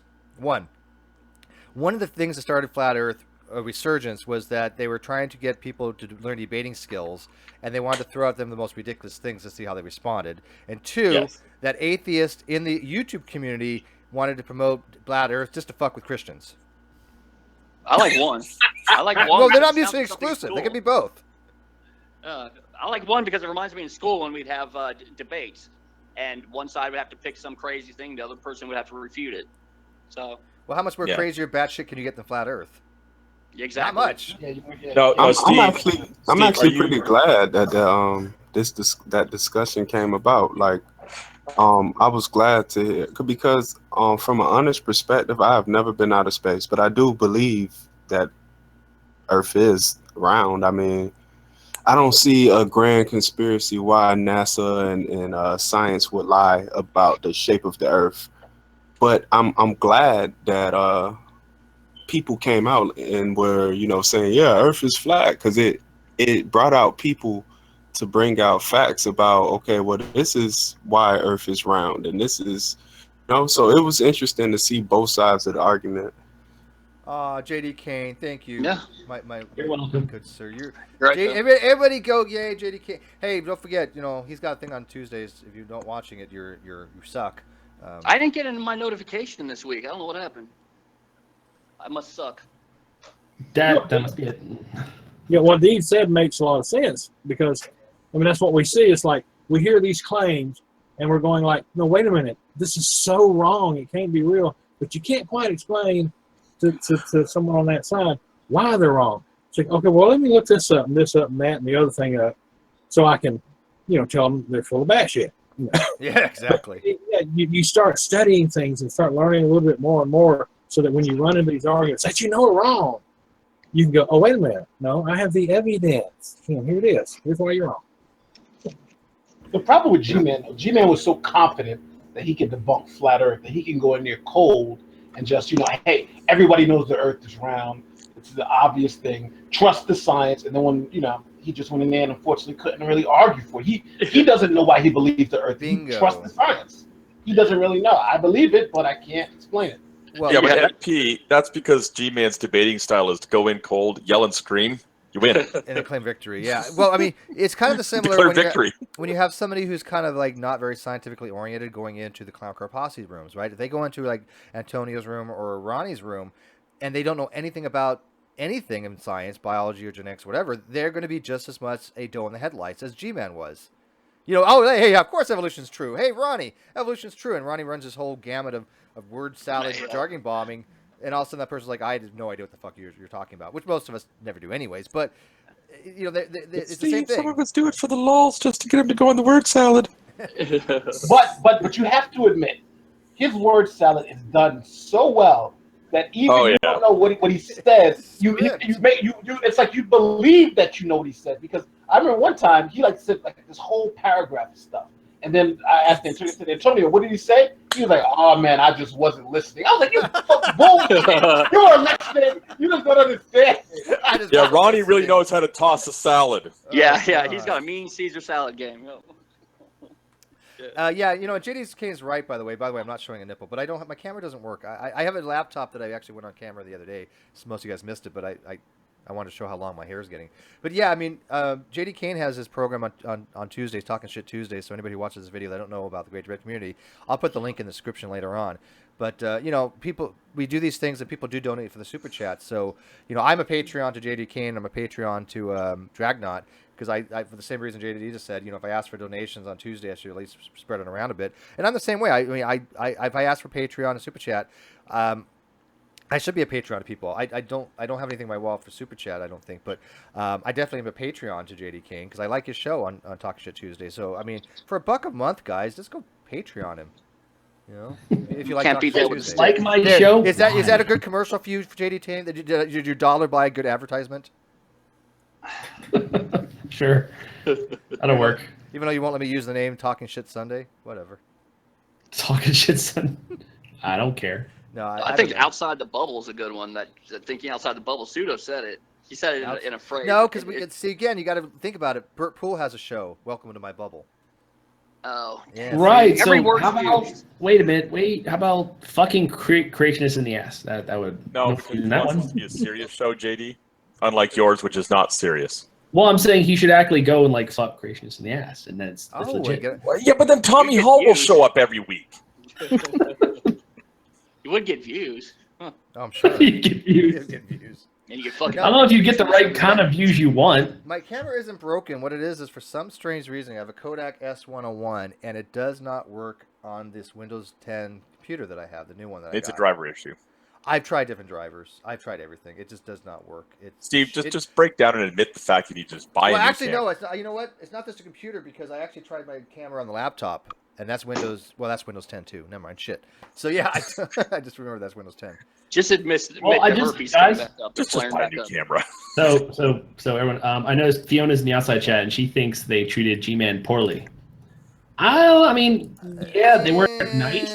No more than usual, but I think I got to say I think they made some. Hey, how about this for an idea? Outside the comfort zone. Ooh. Yeah, I mean, it's not like that might be creepy. Yeah, that is. I like that. A little creepy.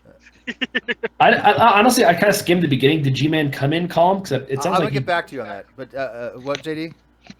Yeah, did G-Man come in calm? Not really, because this is, you guys weren't paying attention. He actually was having a program on this, and they were simulcasting it both on his channel and Flat Earth Elected. And Arcane's like goading him. He's like, wait, you know what? Nobody's in your hangout because you don't have the link. We already have a hangout going. Why don't you come on here, and we'll do this. And he's like, okay, I'll come in there. I'll show you biblically that the Earth isn't flat. Well, G-Man failed in that perspective too. And they say I don't think they really treated G-Man any differently than they do anybody else. Or G-Man, who G-Man treats them. Yeah, they made some good points to G-Man, and that's what's sad. That's why I think G-Man got his ass handed to him. That G-Man's going to appeal to scientists for the shape of the Earth, but not for the age or for evolution. Oh shit! People asking for links. I gotta check my messages. Oh, sorry. Okay, yeah. I just see I got a lot of messages, so I'm adding you guys now. Let me get the link. Sarah says the hangout was fundy inception. Like there's layers after layers of crazy bullshit. Get down to like the third layer, and it's like we're in like black hole of crazy. Well, it literally was the dumb versus the dumber versus the dumbest. It seriously was. It's a fundy black hole. It just got dumber and dumber as you went in.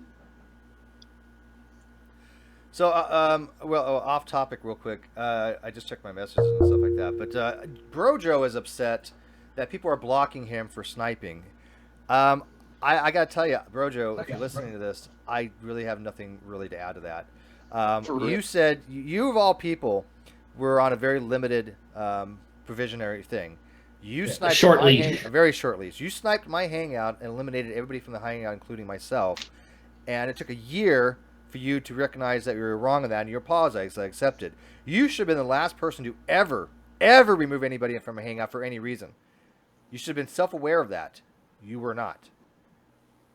Yeah, he just justified it because they said that he could do it. No, I don't even know if I believe that. The thing is, he's such a lulz cow. I want to forgive him anyway, so we can keep talking to him because he's like. I'm gonna allow him in my hangouts. I'm gonna allow him in my hangouts because he is a lulz cow. I think. Just imagine if G-Man was a pre-supper, like real one. His udders are very supple. He's gold, but he needs, if he's gonna snipe, if he's I should block him and ban him. It's a good policy. Yes, and I'm not going to ask anybody to not to. I'm like Blue, Blue same way. Like, should we throw him out? I don't know. How difficult are the corporate accounts to make? Are they a lengthy process? It is. Yeah, I tried to make one. It was it was weird, and luckily Shadow already had one available, so this one's being borrowed from Shadow. Shadow Heathen. Well, I was gonna say if it was relatively easy, just everybody who's gonna invite him in have a corporate account and be like, yeah, try and snipe this one. Yeah, no, it's very, very, very difficult, and I would have to start a new account, and I don't want to do that. But as Fiona says, Brojo has been shown he can't be trusted and has yet lied again. He has no grounds for complaint. I agree. And so if people block him and he can't get into other people's hangouts, what am I going to do? I'm not going to ask them not to unblock him. I think he is a lulz Cal, and my hangouts aren't snipeable, so I probably will allow him in. And he has multiple accounts. But as far as other people's hangouts, yeah, Brojo, you made your bed, lie in it. I mean, what do I get? Why does he not understand? He should have been the most conservative person saying, I'm not going to remove anybody from a hangout. Is he that not self-aware of the problem? Is Brojo also Brojo Saves? Yes. It's the same fella. Okay. Yeah. Not Brother John. By the way, Brother John's really upset. No. People are getting confused. Brojo has a lot of different sauce accounts. It's crazy. He's got right. Yeah, and it wasn't until after the fact that Matt Slick said he could do it. But they didn't even know what sniping is. But he's removing people that aren't trolls. I mean, he removed Jack, he removed Josh. Just because he doesn't like them. Just because, they were able to refute Darwin's. Well, Darwin's is trying to take over Bible Thumping Wingnut Show now. And they shut him down. They shut him down fast. They put him in his place. And so it was great. It was great. And even after I left, I heard people telling me that in the side chat, they were telling basically, Darwin's, shut up. We don't care. Steve was right. Just move on. Because it wasn't a time and a place to engage Darwin's. Now, Darwin wants to come in here, by all means. If he wants to go to Skylar's channel or Heavy's channel or, Hannah's or anybody, I would be like, let's go. But he doesn't want to do that ever, so whatever.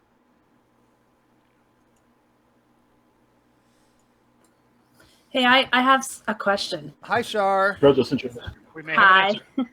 So I was thinking about this, and I know with Flat Earth that obviously the way that the star trails, the circular star trails, northern and southern hemisphere are different, right? I get that. But what I don't understand is there any flat Earth model whatsoever that you can think of that would give you circular star trails at all, except if you were right at the center?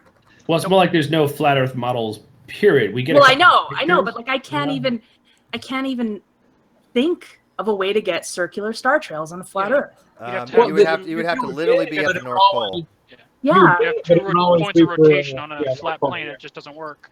Or whatever they call the center. I don't know. It wouldn't be is it the North Pole? No, that'd be on the outside to them, I think. You can start simpler, like gravitational lensing. We've seen it. We've observed it. How does that explain? It's parallax in the lens, JD. Blah, blah, blah, blah, blah. We don't understand how cameras work. Holograms inside the telescopes.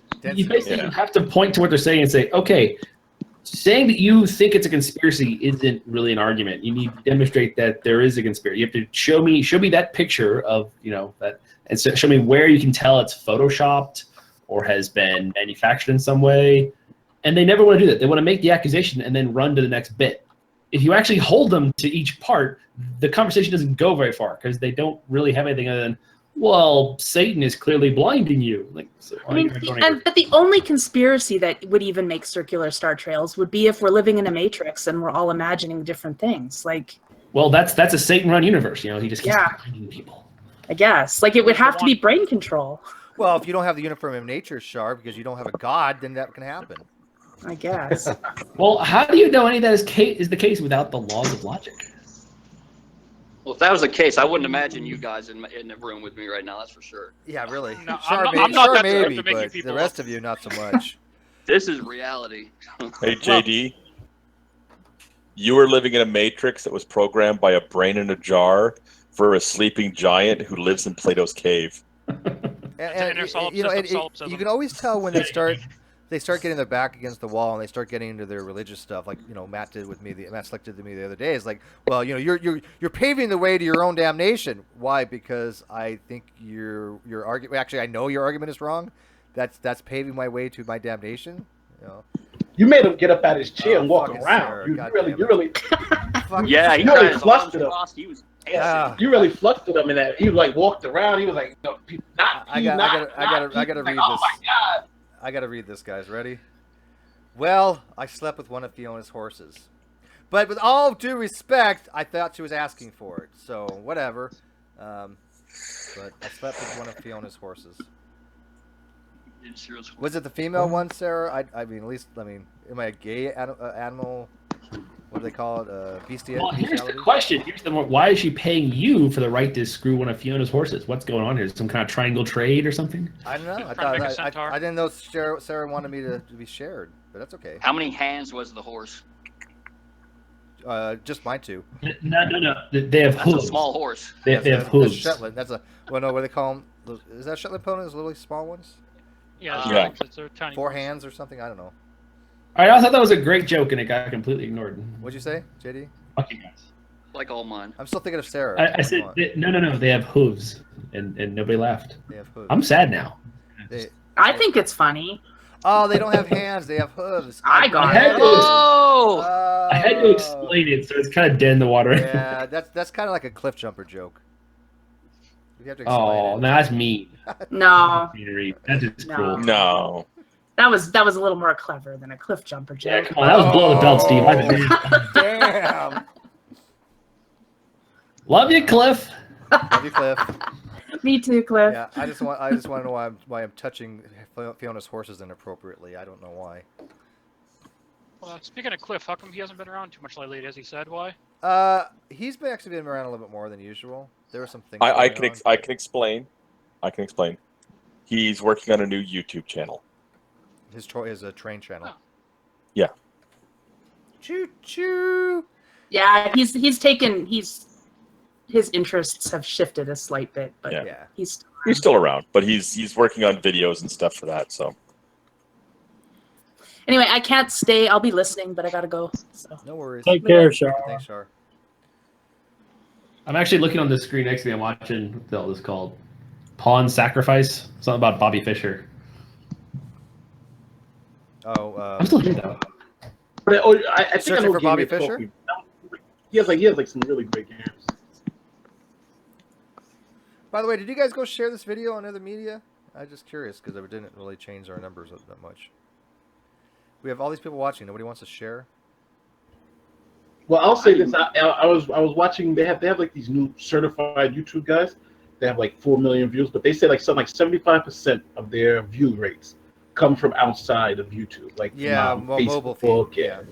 yeah. Mobile, So they just like link Facebook, it. Yep. That's true. Like Joshua Firestein. Where's he been? But it's kind of who?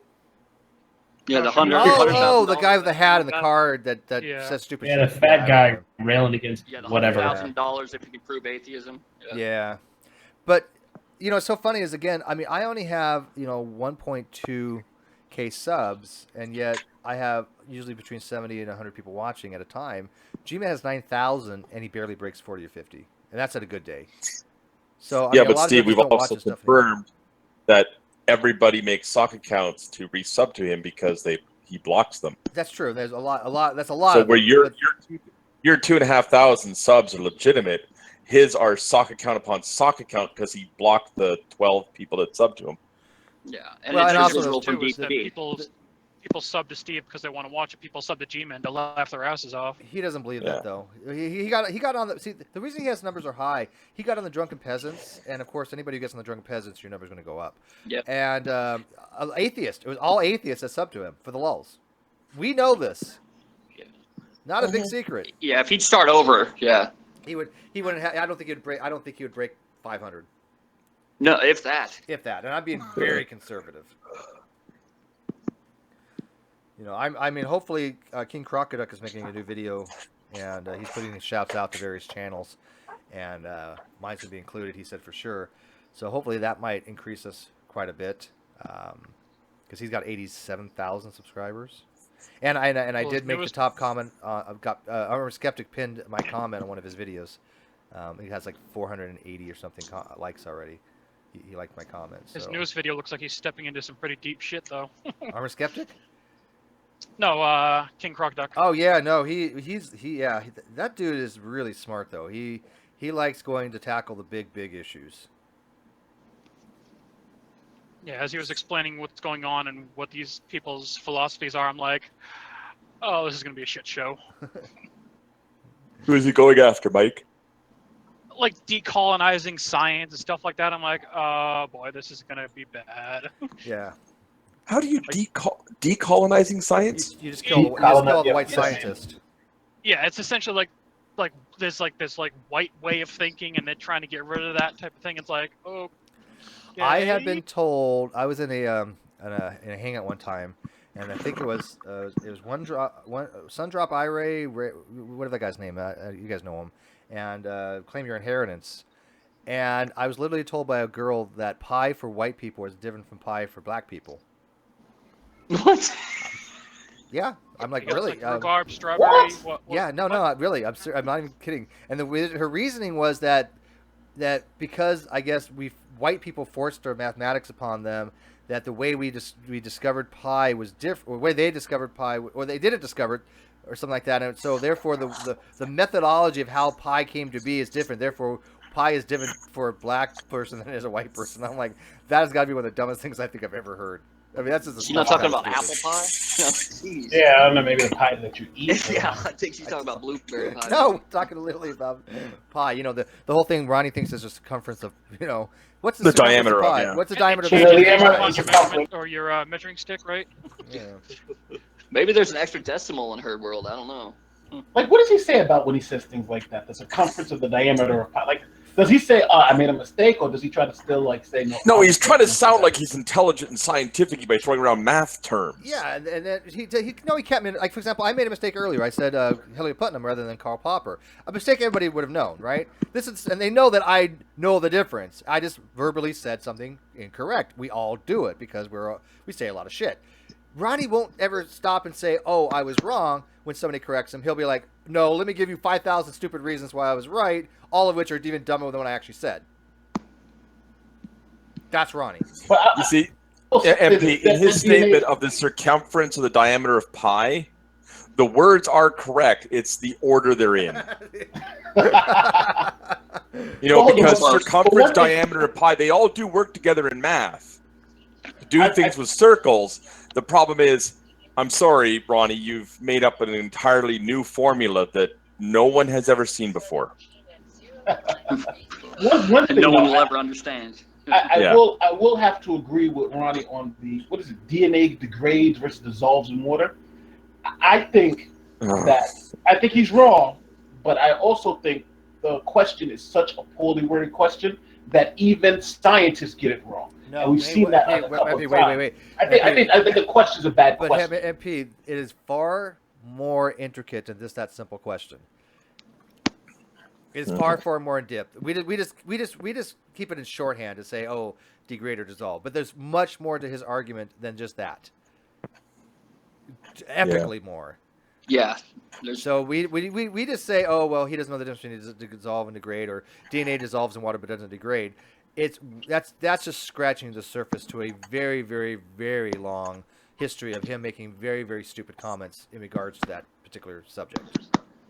And he is wrong across the board. Well, no, I'll give you that, but I've seen the question be asked of people who are in the PhDs and other, and they've even answered the same way he answered, and it led me to believe that it just may be a malformed question. No, because when I asked it very properly.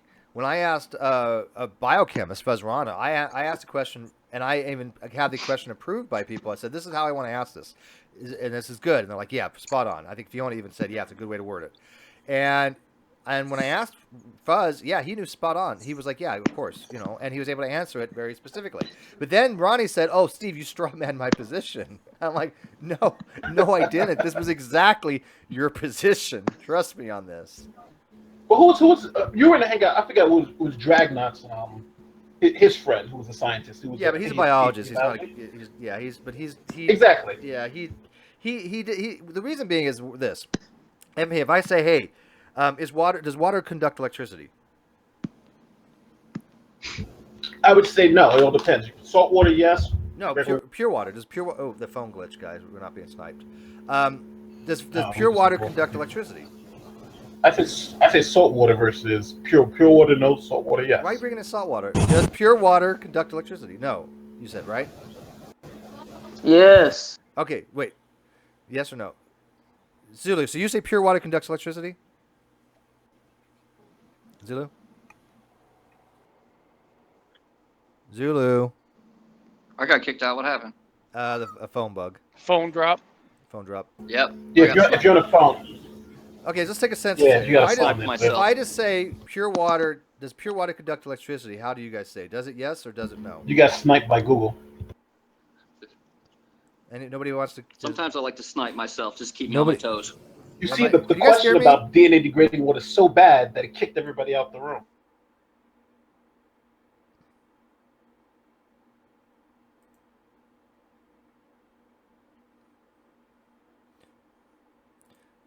That's I just realized you guys could not hear me, could you? Yeah. That's correct, Steve. Okay, No, so the outside check could hear me. You couldn't, because I'm asking you guys questions, and so I got to remember this. So when we have the phone drop, I drop as well. So I got to refresh, or you can't hear me. So let me ask again, because people on the outside, people think, why is Steve talking to himself? But that was funny yesterday when that happened yesterday. Oh God, I was like, dude, what? I was like, hilarious. nobody's responding to me, and I realized I was like, what's going on here? No, can you? Hello, my green arrows thing's going up. You know, I'm seeing that I have mic, but anyways, does pure water conduct electricity? No. Okay, correct. It doesn't, but I guarantee it. If I just asked you, does water conduct electricity? People are going to be like, well, yeah. Well, because if if you're sitting in a bathtub and you drop a toaster in it, you're going to die.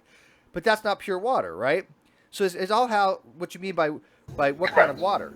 I mean, so if I say does water conduct electricity, you're not giving me enough information to determine the answer to that question. So if I say does DNA degrade in water, you're not giving enough information. If I put it in tap water, it's going to degrade. If I put it in non denucleated water, it's going to degrade over a period of time. Right? And then in any water, you're going to have some kind of degradation, but it's not going to be in any biological relevant time frame. Ronnie's argument was that if you drop a DNA pellet into water, it goes to shit. Yeah, it's done. Yeah. That's what his argument was. So, in other words, to answer Steve's question about water conducting electricity, the answer is both yes and no. Or it's malformed. Yeah, depending on how much information that you're giving them about the water itself. Yeah. But it seems like it's funny because it seemed like you disagreed with me, but then your example seems to agree with me because you're saying the same thing about does DNA degrade in water? Well, it's yes and no based on conditions. Well, again, but MP, we're just shortening the question because we all know the history behind it. So when we just say does it degrade in water, we're shortening it. We all know. Oh, okay, I understand. Yeah, that's all we're doing for shorthand because we all know that he meant that DNA, if you put it into water, that's what he said was going to fall apart into its constituent parts. It's going to break apart. The nucleotide sequences are going to come apart. It's going to break the sugar phosphate backbone. That's what his argument was. So yes, bye, Thalo. Bye. Yeah, that's already. See you soon. Take care.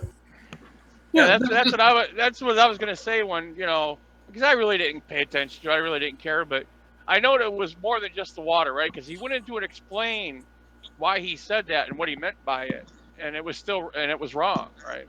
Right. So the other thing about pure water not conducting electricity, how many people on the street would know this? I sure Not do. me. Not very many. I mean, like Nathan points out, there was a small amount of connectivity. You obviously, in pure water, you have a bunch of disassociations going on. You still have hydronium. You still have hydroxyl ions. So you still have this mixture it's not a mixture, but you still have, when in any kind of pure water, it's not all going to be in water molecules. You are going to have some kind of ions being formed, right? It's just a balance of them. So hydronium and hydroxide or hydroxyl ions. So yes, there's going to be some types of connectivity because you have ions in the water, but for the most part, it's considered to be a really good insulator. But not pure water is definitely an conductor, right? Tap water is definitely a conductor, so you got to be more specific. But Ronnie's argument was pure water. Then I made a video on this because he said, "Well, I was never talking about pure water." Bullshit. Going back to 2015, he most certainly was talking about pure water with Fiona, and I had it documented. Again, I have a master list of every video that talked about this transcribed. I can go into this document, or we have access to a document, and we can look at any times Ronnie said anything about this. And we have, it's an incredible amount of information. So he can't get away with anything. We have the history of it. You know, I'm reading this article right now. It says that, I'm sorry to change the topic, it just kind of surprised me. It says any child born within the last 5 years, life expectancy should be 100 years in the United States. Any child born within the last 5 years, the life expectancy should be 100 years. That's amazing. Yeah, that's cool. Yeah, no, that's you got because we're right now at what 78 is the mean for males. Yeah. Yeah. Ballpark. But So, 100 years life expectancy. Well, yeah, I mean, I don't doubt that. I mean, with the advent of new medicines, and I'm sorry, but I do think transhumanism might be a thing one of these days. I do think that we might be, half biological, half mechanical. You know what? I don't see how we can get around that at certain points. Hold on, Steve. People We're probably leaning more now it's to called the Illuminati agenda. What's that? Steve. We're probably not going to go down the whole cybernetic thing. Well, yeah, we already have. No. Okay. Look at the history of transhumanism, and look at what was popular at its times when they said these things. Now we're probably going to be doing things like gene splicing and other biological it'll be things. both. Not It'll be both. mechanical. No, it'll be both. It'll definitely be both. I think it'll be a combination. In 50 years, we will have computers implanted in our bodies in some way to make things easier for us. It's just going to happen. It's just and a lot of our So what parts can already be replaced. You'll have a chip implanted in your brain to help you remember where you put your car keys. I mean, we have artificial hearts. We're gonna have artificial kidneys. We're gonna have artificial livers at some point, maybe. Come on. I'm talking about right now. If somebody took your cell phone away for a month, you would be almost living in the Stone Age. That's how tied we are to computers. Oh God! Okay, my internet goes down for 5 you're minutes. You're talking to someone who lived in a world before cell phones here. So take your cell phone away. You couldn't even talk to us right now, probably. Dude, I don't even have a smartphone.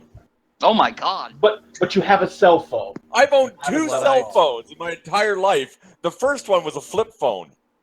So you're saying right now you have no cell phone? I do have a second That's a cell lie. phone. How you don't have a The smartphone? first one died. It's 2017 and you don't have a smartphone. Yeah, and it's the one that slides out with the keyboard inside. Matter of fact, the better question is: do you have a home phone, an actual phone? I don't have a home phone. I don't have a dumb phone. I have. No I phone. did not get a landline only because what I do for work, what I do at work, or when I'm at work or out, I'm not home enough to justify having a landline. I can't believe they charge people. So I never bothered to get a landline. You know, so I stayed with the cell phone. You can get Google Voice.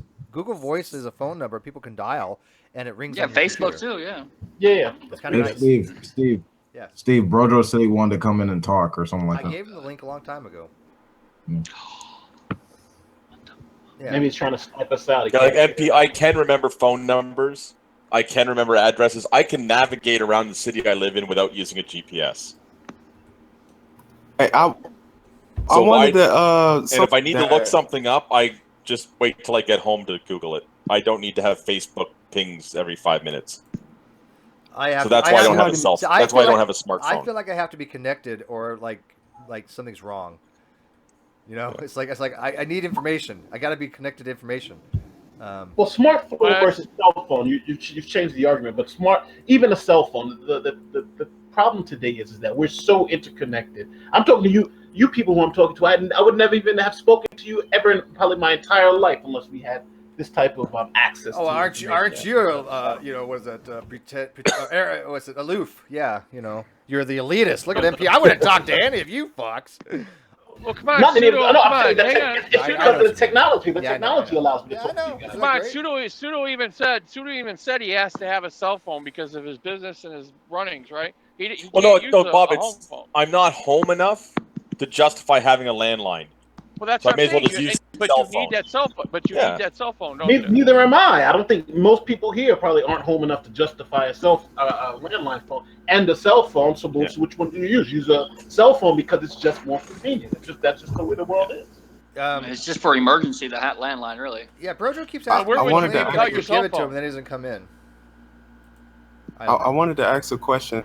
Somebody said that 50 years from now we will have computers implanted in our brains. Oh, Deets, they've been Or saying body. that stuff for fucking years. Look, science and technology promises flying Well, cars. We have yet to see flying cars.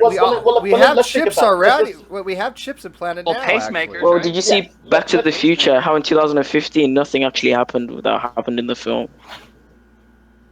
Well, come on, you Hey, know they the actually Cubs have Cubs won. They actually have The Cubs computers. won. Come on, they The actually Cubs have won. computers Anything can happen. Let Bob speak. Let Bob speak. Bob, you're I was up going to for it. say they actually have computers right now.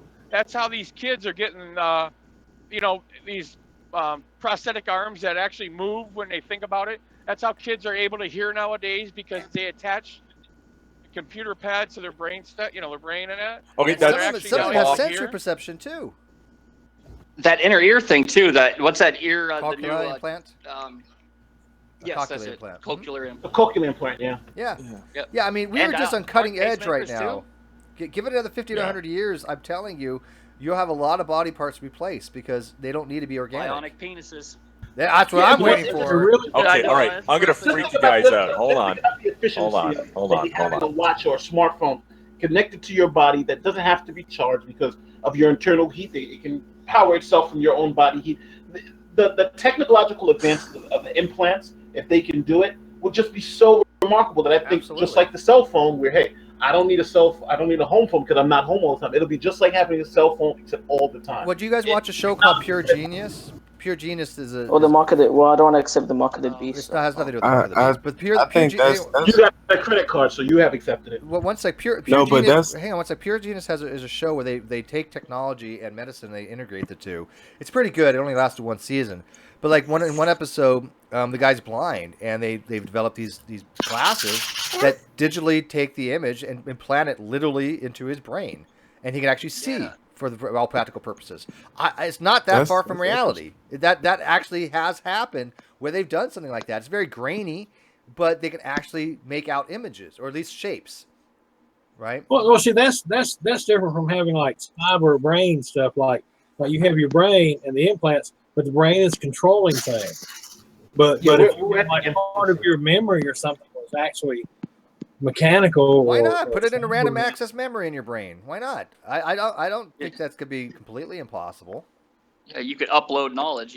So they'll really have to work on video recall. Because you see everybody stopped at one time. Getting a download, everybody stops on what they're doing. Downloading. Or they get hacked. Oh come on, Heavy! If you can get porn directly beamed into your head, wouldn't you do it? Come on. Oh no. If it was all right, Steve, you want to be freaked out? That might be a yes. Oh, I could freak you out. Do you want to go? Want me to give you the image I gave everybody else the other day? Go take a look at that. No, I don't link on. I don't click on links. I don't know. No, trust me. It's safe for work. It's amazing. It really is. It is safe for work. Yeah, it's not a growth thing though at all. It's interesting what you guys are talking about because I remember watching an interview with the creator of Google, and he was saying that he's working with scientists, basically trying to create a way for men to live forever. And he was saying, basically like, he doesn't want to die, I don't think it'll ever get to the point where we're going to live forever, but I do think it could possibly extend our life, 100%. We could live to 200, years. To how much do you think they'll be able to extend life? It'd be actually with the average 240 years, I guess would be 200%, wouldn't it? So some people look at it just like the times in the Bible. Well, no, I don't think we can't that high. I mean, that's 1,000 years. There are biological limitations that we can't do on a cellular level unless we somehow develop kind of nanotechnology or something. Wasn't one idea that's kind of far out there? Is like someday you might be able to download your mind, your personality into a machine. Like a robot. Yeah, I'm like, no. Yeah, there's a lot of that movie. Like that. There's other questions too, as on how much memory can our brain actually, like how many memories can our brain actually hold? A lot. Before we either can't hold anymore or can't remember them anymore. We lose them. And can I once again point out that we have more people watching than Gman's entire video got viewed on his call out to flat earthers. Go Gman. Go Gman. Come on, man. Why'd you gotta compare views? Because that's what he likes to do. Be humble. Because he blocked me. Oh, He blocked me. Hold on. he blocked me thinking it was somehow affecting my channel, and I'm like, are you kidding me? Really? Yeah, but we know you got a bigger channel, but just be No, humble. he has a bigger Yeah, but channel. hold on. He has a Can I much just say bigger something real channel than quick? I've got. He's at 9,000 subscribers. Okay, hold on. Can I just say it real quick? Zulu, G-Man thrives on this. Like he relishes the competition. That's why Steve is actually helping him out. He enables him to actually get better and shit. There you So go. I mean, There you go. Exactly. Because he should really, in reality, he should have been thrown away a long time ago. Not Also, I mean, listen. As much as he loves talking about how he gets watched, I mean, he enjoys this. He enjoys competition. Zulu, I told you before, Gman has actually gone off air with people and told them, "Hey, come in and start shit with me so I can get some views," kind of thing. Yeah, that's the way he is. Come on. Yeah. I'm not making that up. He doesn't say him in those exact words, but he doesn't say him in those exact words, but he likes those exact words. Come in and start shit with me. He likes say something. He likes to build up the WWE thing. That's all I'm saying. Yes. Well, first of all, Gman doesn't swear, so. Well, I didn't use any swear words. Yeah. If I did, if I did, okay. Let me correct that. He didn't use any swear words, but the thought is what comes across, right? Not so much the actual literally using. Well, I mean, he's like don't we all want views though? He does it for views. He's a view whore. That's all he does it for. Yeah, but I'm sure everyone would like getting. No, hilarious. When Nadia used to, when another person used to have hangouts, he'd go in her hangout and go, "Oh, look how many views I got you. Yeah. I just raised your view count. I raised your view count. Yeah. He comes in and is like, look how your views went up after I came in," kind of stuff. I guarantee the first thing he does when he wakes up is look and see how many views he's gained or lost. If he has more than like 100 views, he faps to it. Yeah. And then he would never talk to anybody. He would never debate anybody unless they had so many subscribers, right? So That's they had true. to have viewers. Yeah. That's true, Bob. If you had less than like 100 subscribers, he wouldn't talk to you. Yeah, he wouldn't even talk to me. He wouldn't even. Yeah. Yeah, and now that my channel's big, So, not so much. all right, so Steve, wait, hang on. Not my channel's. Okay. My channel is. I don't have as many subs as he does because obviously he's on Drunken Peasants. But my videos get far more views and my interactions get far more. I mean, look how many people we have in the Hangout right now, and we have 64 people on the outside feed watching as well. Yeah, we had loads yesterday. Yeah, we got 105 Windows. the other day, right? My Sunday shows do 105 was about. He doesn't get those kind of numbers because not many people don't want to watch him live. They might go check him out later afterwards, but there's no interactions with people because he has the same fucking people in there saying the same stupid shit, and it gets old. At least we have variety. Yeah. Yeah, I might say, I was talking to someone, and he. They talked about assholes for 35 minutes. Why have we listened to a video, Wolf? You know what I mean? Like Wolf. Wolf. Yeah. There you go. Anyway, Steve, did you check out the link? I haven't. I'll check it out later. Okay. Anybody check it out? Yeah, I saw it when it first read came out a month or so ago. Yeah. It was amazing. What was that? It's in the internal chat right here on the side. Bob can't see it. I'm opening it for later. I can't see that. Yeah, Bob, you're driving. Don't read while you're driving, Bob. Oh, I did see this. I don't okay. see I don't see any. I don't see the internal chat. I don't see the internal chat or the external chat. There is no external chat. Okay, this is a moderator. It doesn't come up for me. Yeah, I'm on a phone. I It doesn't come up for me, but I read the title. I already seen the news on that. Was that the artificial womb in a pig or the lamb? I think it was. Yeah. I saw the news on that already. Yeah. I read the news. You mean I know I may not see like it, but I read the news like every morning.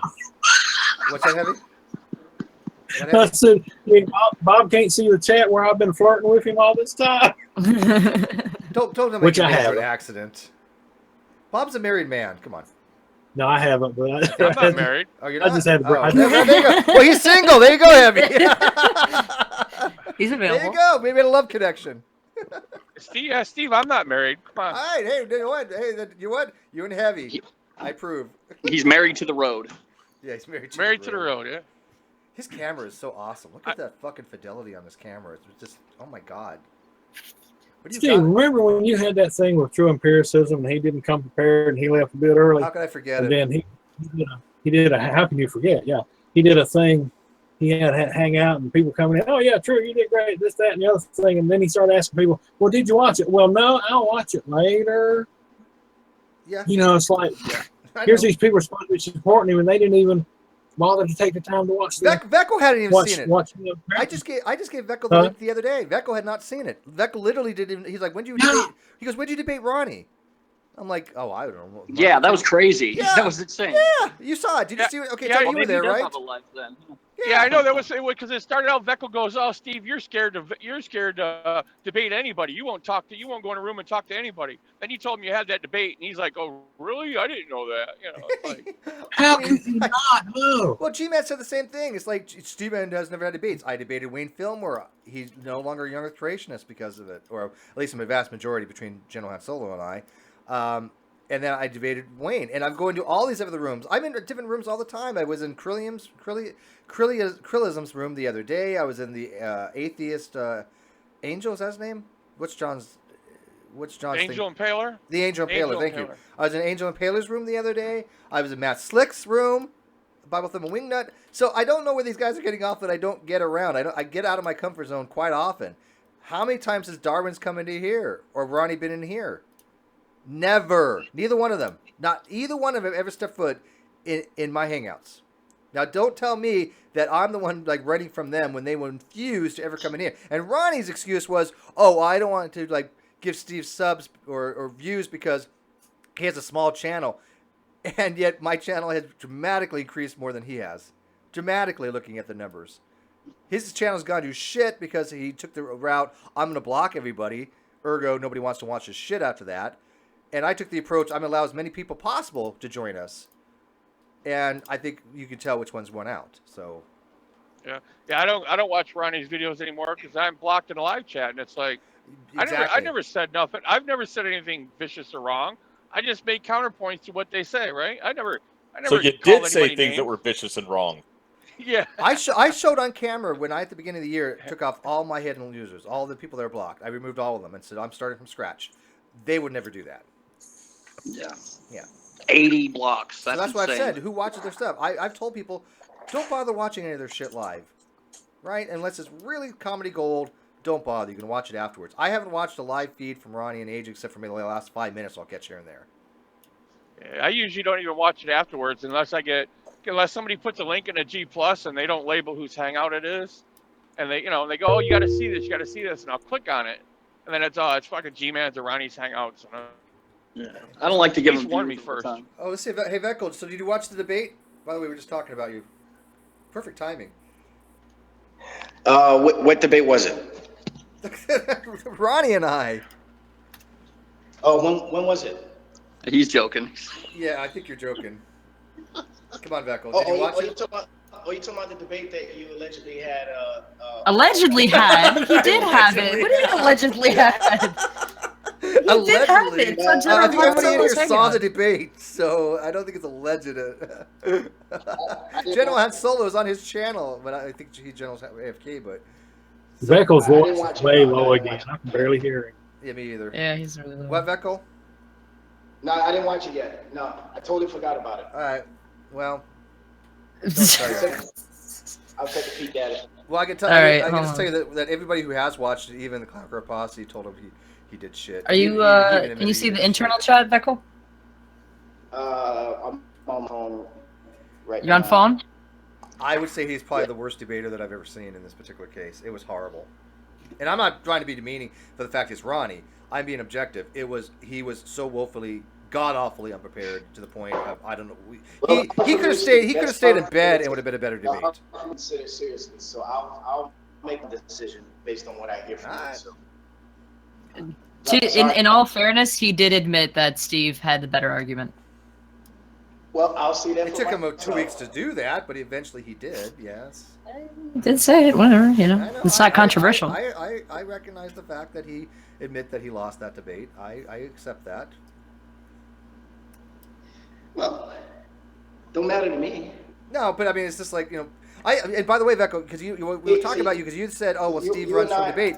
Wait, Veckel, do you know that I challenged Gman to a debate for charity, for Gus's charity, and he said fine, and then he backed out and changed his mind and said he wasn't going to do it. So this whole thing about Steve doesn't debate or Steve doesn't go into other people's channels. When I was in the Bible Thumb and Wingnut the other day, I was on Atheist Impaler's show. I was on a bunch of other channels I'll go into. Yeah, that really is flying to your guys' face because Ronnie and Darwin's have never stepped foot in this room. So if you want to call anybody cowards, go tell them they're cowards because I've been to their rooms. I've been all across the G Plus community. They won't come into mine. So what does that tell you? Steve's a hangout board. He probably has he has a HTD hangout. I got 50 monitors here with 50 computers, and I'm like in 5 hangouts at one time. No, I'm just kidding. View horror, God. And Steve refers to his computer desk as a command center. Yeah, exactly. Oh, Steve, do you read the side chat? The internal. Yeah. You know what? I caught a glimpse of it. Let me see. Well, see, the problem is if I put the live, if I put the group chat. Okay, In, it goes out live. I got it. Wait, no, so you can't General see Han it. Solo. Yeah, you can see it. Yeah, but you can read it for me. Go ahead. So all right, so General said to read this out loud. It's from someone who doesn't know Steve. Wow, the first guy who presented his argument gave a very good layman's explanation of how evolutionary theory works. I like the analogy of showing the difference between the explanatory powers of evolution theory and intelligent design by using the intelligent agent opening his hand to release the ball being the cause of the ball falling, i.e. intelligent design, but not explaining why the ball can't be predicted to act a certain way, evolutionary theory.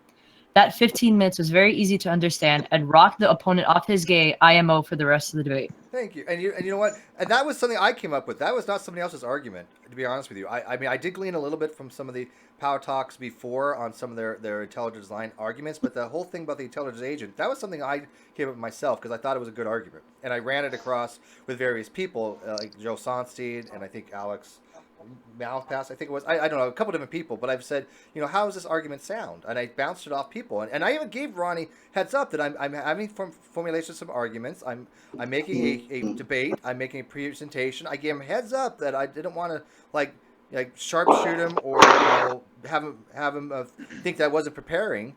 And you guys see what happened because I thought I had a pretty good argument on that. So, okay. Thank you, General Han Solo, for pointing that out.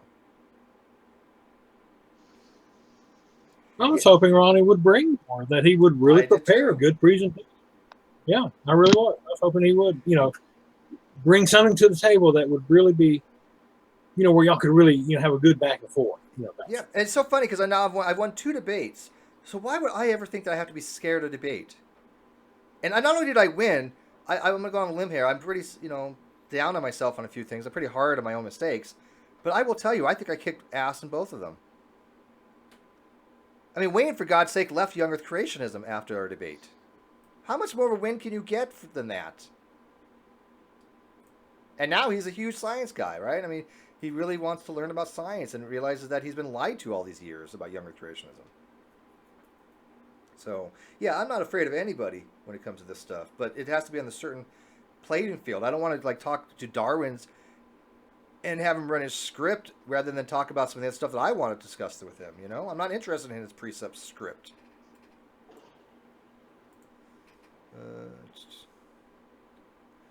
There's another one. You want to read out that one too, Hannah? You got a good reading voice. Sure. Let's see. Here's another one from another stranger. Read it, Hannah. Okay. I think that Steve is one of the most intellectually honest people around. I've come across him a lot online, and his agnostic approach is refreshing and a welcome break from the insane, militant, elitist, atheist bores we've come to deal with in recent times. He brings arguments and is critical and skeptical of even his own views and is willing to go only where the facts take him, and I commend him for that. If only he were a Christian, but oh well, no one's perfect, lol. You know what? I think General wrote that. How much did you pay him to write that? No. These words are flattering. I mean, I take them to heart. Why would I not? I'm actually really, really, humbled by them. So, but I hope more people kind of get to that place, because I don't like the militant stuff. Matter of fact, I had to ban a militant atheist from the Great Debate community the other day. Somebody who I was banned before. I don't know how to keep getting back in, but they can't follow the rules. I don't think I've ever banned a theist that I'm aware of from the Great Debate community that I can recall. The 3 people I have permanently blocked, are all atheist. So, and it's not because they have better arguments. It's because they're just so rude, so antagonistic, and can't follow the rules, right? So, yeah. Can I ask a question about? Can I ask you guys a question about phone? If anyone knows anything about phones, like just today it started. My phone will jump from 50% down to 20 and then down to 1. Like, yeah, have you got Samsung or Android? No, I got an iPhone. I got. Oh, it's even worse on the Android, mate. Trust It just me. started doing it. What's wrong? Does anyone know? I don't. It's pissing me off. How long Usage, have you had it? it's background usage. I've had it for probably about 7 months. I think it's just getting old. You know what it is? It's background usage. You probably have some running apps in the background. You're probably gonna have to get a kind of like smart manager or task manager to be able to shut down all the running backgrounds onto your phone. Because me, I've got one myself. That might be it. Yeah. We got one more to stroke my ego Thank here, Anna. Yeah, you need new battery. I'm not sure how long the Hannah, batteries last. stroke me. Yeah, I won't tell Red, I promise. It's probably wear and tear because if you put the charger in too much, if you overcharge it like 90% all the time, it can actually damage the battery and the durability if you're always charging it on. That's why you should always charge it like once a day instead of like charging it twice a day. I charge it overnight. It makes it easier. But here's a third stranger on Ronnie. Sorry, Hannah, if you can read. Haha. Okay, Solo. So even though existence of intelligent designer was given to TE right from the get-go, he still argued that intelligent designer exists and evolution is false, completely avoiding the topic of the debate. Wow, I'm layest of the lay when it comes to science, but Steve's argument why science is a better model was perfectly clear to me. TE's argument, if you can even call it that, sounded like random babble about who the fuck knows what. So either he's on such a high level that I cannot understand what the fuck he is saying, or it's just word salad, I guess. Yeah, he's on a very high level. That's what it is. We'll go with that one. Just make him feel good. Oops, I'm jumped on my mic. I mean, I gotta tell you, during that debate, even I would have changed a few things personally, but I was so floored by the fact that he didn't even bring anything that I didn't even know where to go. I felt it was like a disrespect to you, actually. He was like... Well, it kind of was. And I even think I mentioned something on those lines. Like, he didn't have the courtesy to even prepare, and then he wants to go against PhDs. He wants to debate people like Fiona and shit like that. I mean, if you can't even handle me, how the fuck he's going to handle Fiona? But it was pretty much representative of what we run into at times, like on here, and Steve, as well, on Facebook. Someone will say something batshit crazy, and then someone will take the time and look at the details up and post links and post this, that, and explain evidence and all this stuff. They take all this time to explain something, and then the other person kind of brushes it off. Oh, that's just your opinion or something. Yeah. Or they don't bring anything in return. Even Mr. Intelligent. And by the way, I haven't looked at this video for a while, so I'm sure there's a lot more comments than I haven't seen. But I guess Mr. Intelligent Design even dissed on Ronnie. You could try to read this one, but God help you if you do, Hannah. But go ahead if you want to give it a shot. It's almost as word salad as Ronnie. That's the funniest part.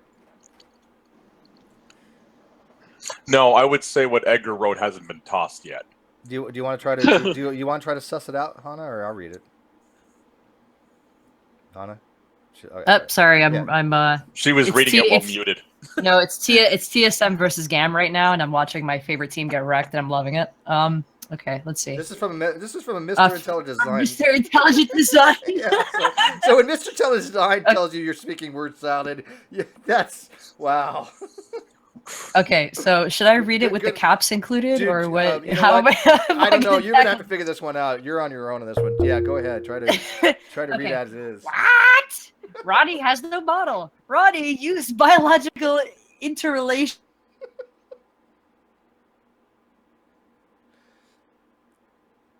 Oh, Hannah, did you drop until out? Now, and not your what? Ronnie, you should be using complex instead. That is how. Start over again. You dropped out for like half of that. You dropped out. God. Okay, fine. You're making me do it again. Fuck up. All right. What? Roddy has no model. Roddy, use biological interrelational bits from the new intelligent design in lieu of biological evolution, TOE. The model bits that no one had ever beaten until now. And not your what? Question mark, question mark, question mark. Ronnie, you should be using complex in all caps and in quotes, since that is how the old ID stands. Raffle. That was something.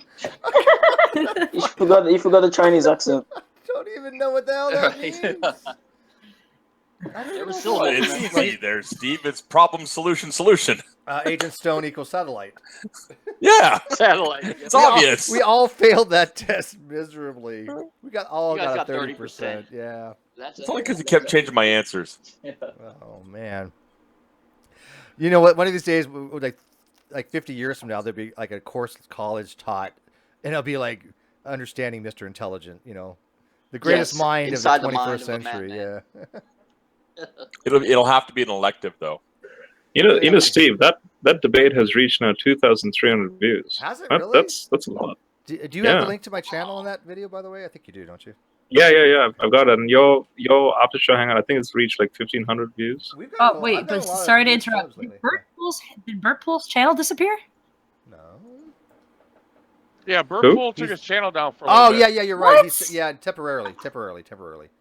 Ah. Yes, I do remember him saying that. It's a temporary thing. Is he gonna upload everything back up, or? Well, it doesn't like remove everything. He just hides it. Okay, that's what you meant. I thought he's like redoing the whole thing. No, he's I was about to he has flip. something going on. He wanted his channel just taken down for a little while, and you could do that for a while. Oh no, that's fine. I love listening to Trey Jadlow, so I really didn't want to miss we that. all love listening to Trey. Hey, Halta. He's another person who's never been in here. Hello there. Trey Jadlow. Yeah. Trey Jadlow is still doing his thing, or what? Nah, he's still Howdy, around. how's it going? It's going. He's still around. It's just not as he's hiding away somewhere, and you have to PM him for days to try to get a hold of him. Did you happen to watch The Greatest How long- Shitstorm of Stupidity last night, Hogtie? I've been trying to. I downloaded it, and I'm still doing some work today. I'm away from Wi-Fi, so I downloaded. Yeah, and I'm about an hour and a half into. Like I listened to Gman's thing. I'm about an hour and a half into them trying to talk sense into him. It's hilarious and painful all at the same time. I'm sorry, I'm just laughing at the idea of someone talking sense into G-Man. I'm not going to lie, Cliff. I hate to say it, but they honestly kicked his ass. And when you get your ass kicked by flat earthers, oh my god. Yeah, that hurts. That leaves a mark. Yeah. Well, it speaks to the truth. To be honest. Oh, sorry. Go ahead. Hogtie first. Go ahead. No, I will be honest. I actually felt really sorry for G-Man. I've been trying to get in touch with him. Why? Why would you feel sorry for No, him? This is the it's position he because does with all of us. Yeah, he knows what he's doing. Yeah, but I honestly think that after his discussion with me, because I listened to the debate as well, and there's certain things he's saying that he never used to say before. Like, he'd speak about certain passages of the Bible about what it is to be a Christian, which, ironically, ever since our discussion, only now is he speaking like that. So I really commend him for that. And obviously he didn't know how to respond to Josh's long day. I gotta differ, dude. I gotta differ. He still blocks me. He blocked me from the live feed when I was actually throwing him a bone and, thinking, okay, well, G-Man realized that everybody over here is normal people. He got along great with a lot of people. So I said, hey, I got somebody who would be really great for your show. Dee's production here. And he spat in my face about it. So he hasn't learned a damn thing. Yeah. And I told him that. No, I still, I disagree with that behavior. Like, I hope he's basically what I'm saying is I'm hoping he's on the right track. Because lately he seems more calm. He's getting more likes on his videos, and no, he isn't. Yeah, I wouldn't get your hopes up. Storm. Yeah. And he he appealed to scientists for the shape of the Earth. The same scientists he thinks are incompetent, that don't know the age of the Earth or that evolution is a fact, right? So come on. Go ahead, Hogtie. Yeah. I mean, I would. He did a lot of wrong stuff. For like hope. Yeah, he did say a lot of wrong things, like saying that he believes in the canopy theory during the flood, and I'm thinking, oh no, it's got a long way to go. Yeah. Well, this is what it comes down to. G-Man. Yeah, G-Man doesn't. G-Man was saying that. G-Man doesn't reason. He doesn't research, and he doesn't think. Everything to him is based on what the source for something is. So he is surrounded by people who believe that God is real, that Jesus died for our sins, that evolution is a lie, and the world is round. Therefore, those are the things he believes. And his positions, for the most part, aren't mutable, right? I mean, you notice that, okay, well, he changed his position on vaccines, and there's fanfare for that. He pats himself on the back because he changed his position on vaccines. But he doesn't change his positions on big issues. You notice, too, in their discussion that it's very, very common that you know, Arcane or Poebox would make a point, and G-Man's response would be, yeah, but Lord Stephen Christ agrees with that, therefore you're wrong. Or the Truth Movement says that, therefore you're wrong. Right? Like everything to him is about the source. Do you trust the source? And he doesn't critically evaluate information. He doesn't, you know, mentally revisit issues or revise his position. It just doesn't happen. Yeah, like for example, when Arcane was asking, were you finishing your point? No, I think it was done. Okay, so Newtonian mechanics, just a simple understanding of F equals G m1 m2 of R squared, where, you know, the attraction of two masses, where when Arcane said, put water on a basketball and see if water will stay on the surface when you spin the ball. Well, and then he try and correlate that with Earth, like why is water attached to the Earth while the Earth spins? Yeah, his rebuttal is hilarious. That was oh my god, funny.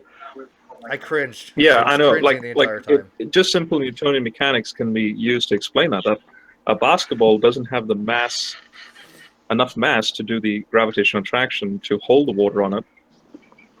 I mean, look at the Earth; it's like 6,000 plus kilometers in radius. And he's using a water ball, like water inside, right? Inside. Yeah, that's the thing like hilarious about it. Force. It's like, no, stop. It hurts. Yeah. It hurts so bad. And that horizon meets your eye thing, I hate that. I hate that. You would have to look down. That makes no sense at all. If we were standing on a basketball, maybe. Well, I tell you what's really hilarious about watching G-Man talk about things with flat earthers, because just a competition to see who's going to have the poorest understanding of the circumstances. So that basketball thing is a great example. Whenever the flat earthers are talking about the spinning ball, and how do these things stay on the spinning ball? Okay, can somebody tell how many RPM is the Earth spinning at? Anybody know how many RPM this is? 1,000? 60.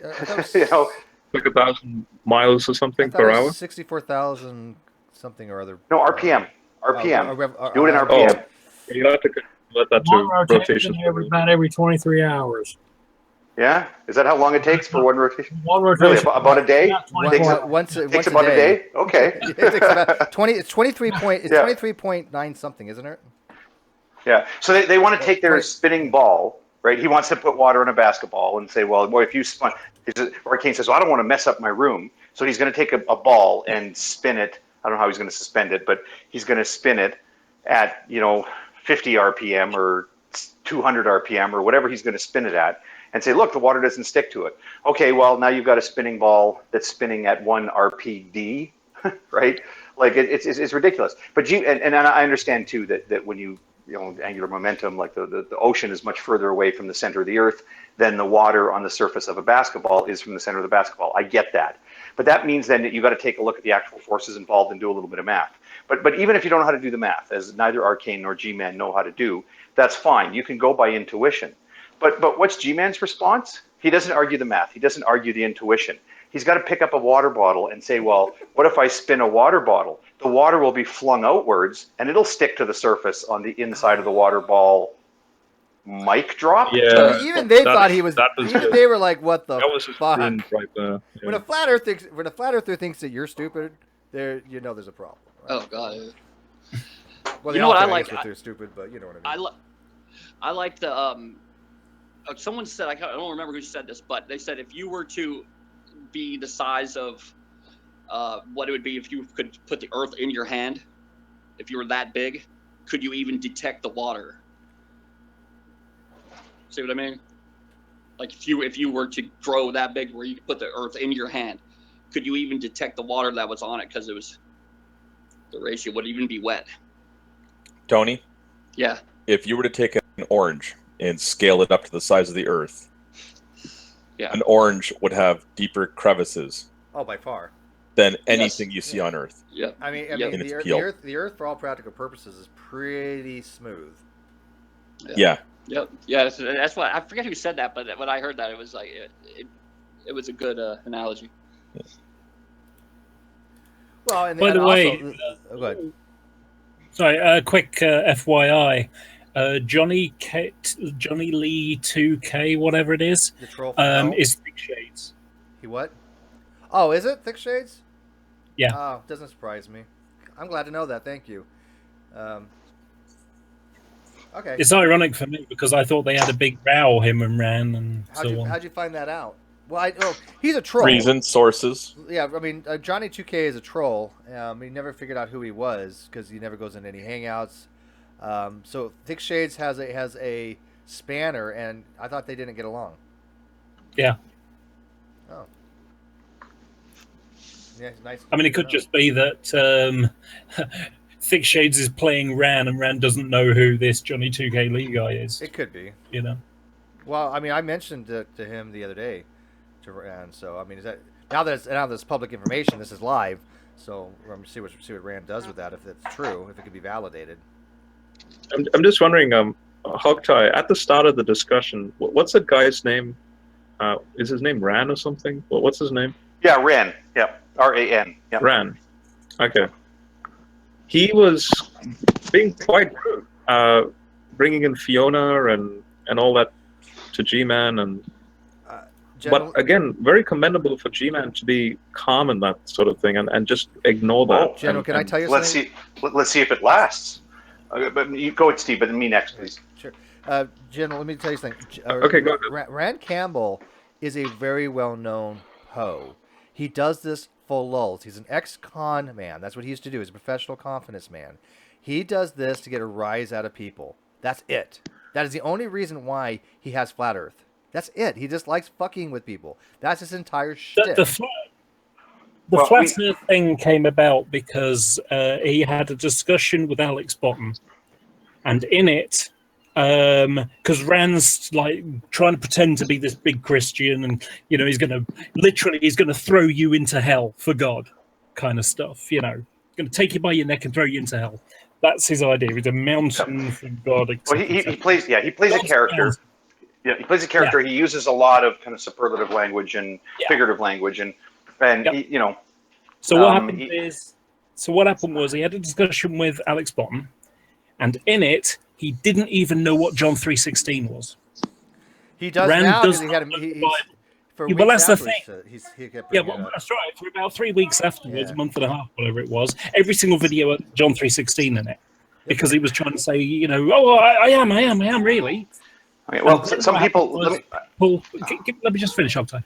Okay. So people realized that he was just pulling a fast one, that he doesn't know the Bible, and now he's going to learn some buzz phrases, some buzz verses, to make it look like he knows what he's talking about. He's done his research, like all good con men do. Yeah. But what happened was, it's like, sorry, Rand, still don't believe you. And that was when he started going into the conspiracy, look at the 666 and everything and so on. And then he went into Flat Earth, because that's just going the next stage further. Exactly. Go ahead. Yeah. I'm sorry. I'm getting a mobile. I'm getting my mobile data limit thing too. I got to get back to work here. But the thing I want to say, and I just put up a post about this maybe 20 minutes ago or a half hour ago. Let me say first about Rand, for Han Solo's benefit there.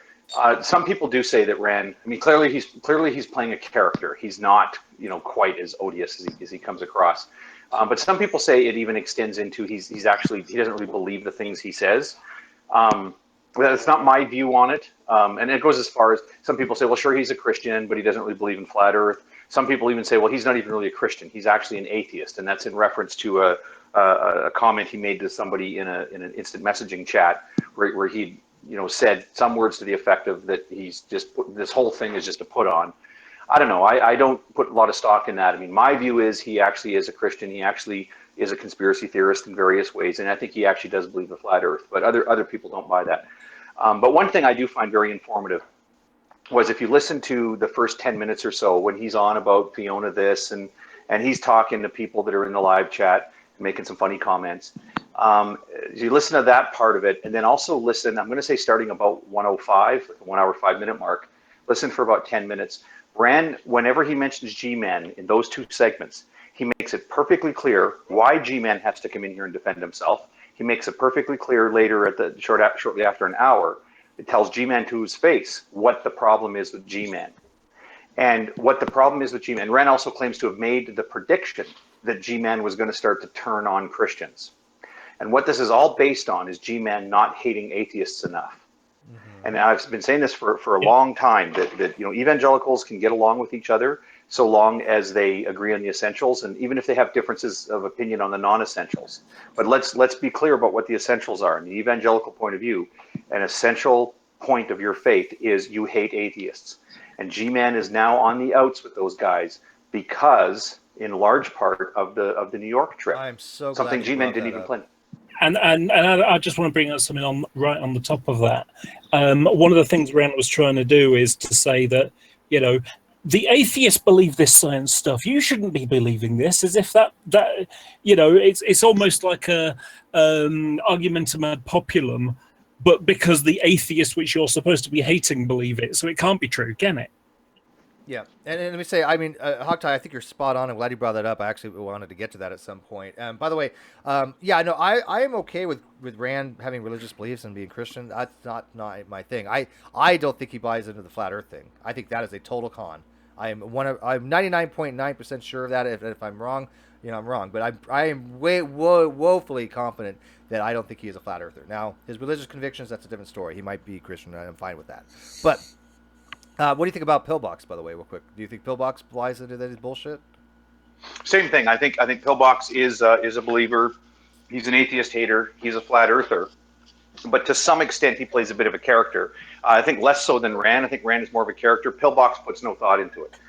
Pillbox relies entirely on shtick. Yeah. Like he just says, stop lying. Well, I guess you have to lie because that's all you've got. Well, you got to stop lying, and he'll just talk constantly.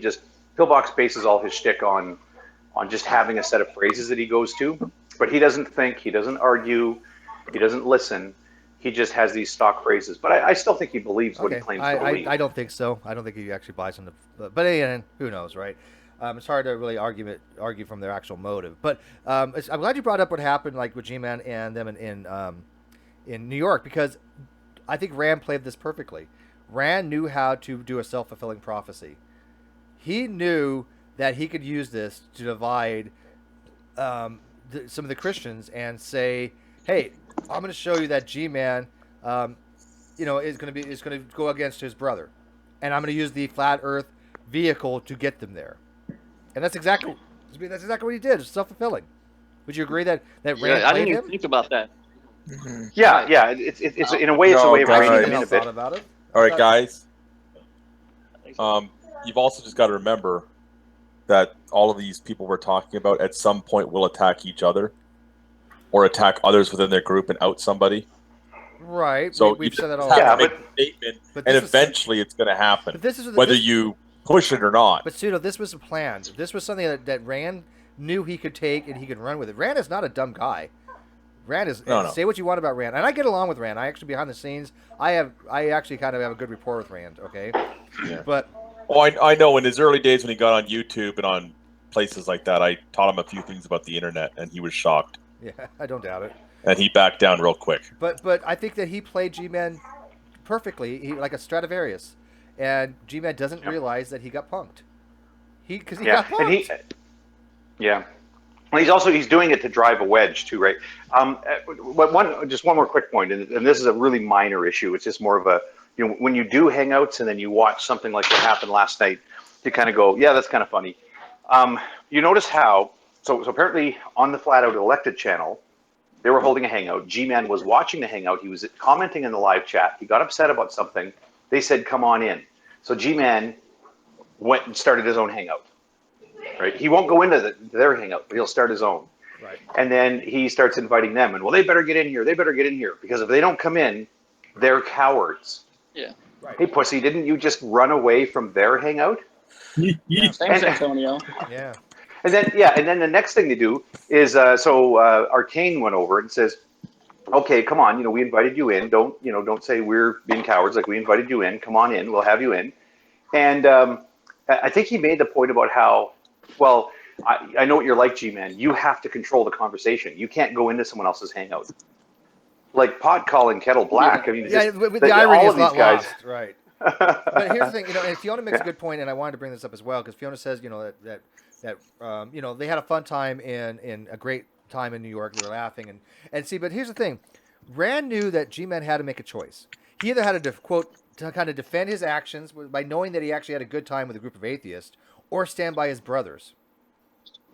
Yep, he's doing it to drive a wedge. Exactly. But that is manipulative. And by the way, yes, I think Rand is a piece of shit for doing it. Okay, I'm not supporting Rand in any way, shape, or form. But I will tell you, it's brilliant. Yeah. Well, okay. Let me ask this: then, will it work?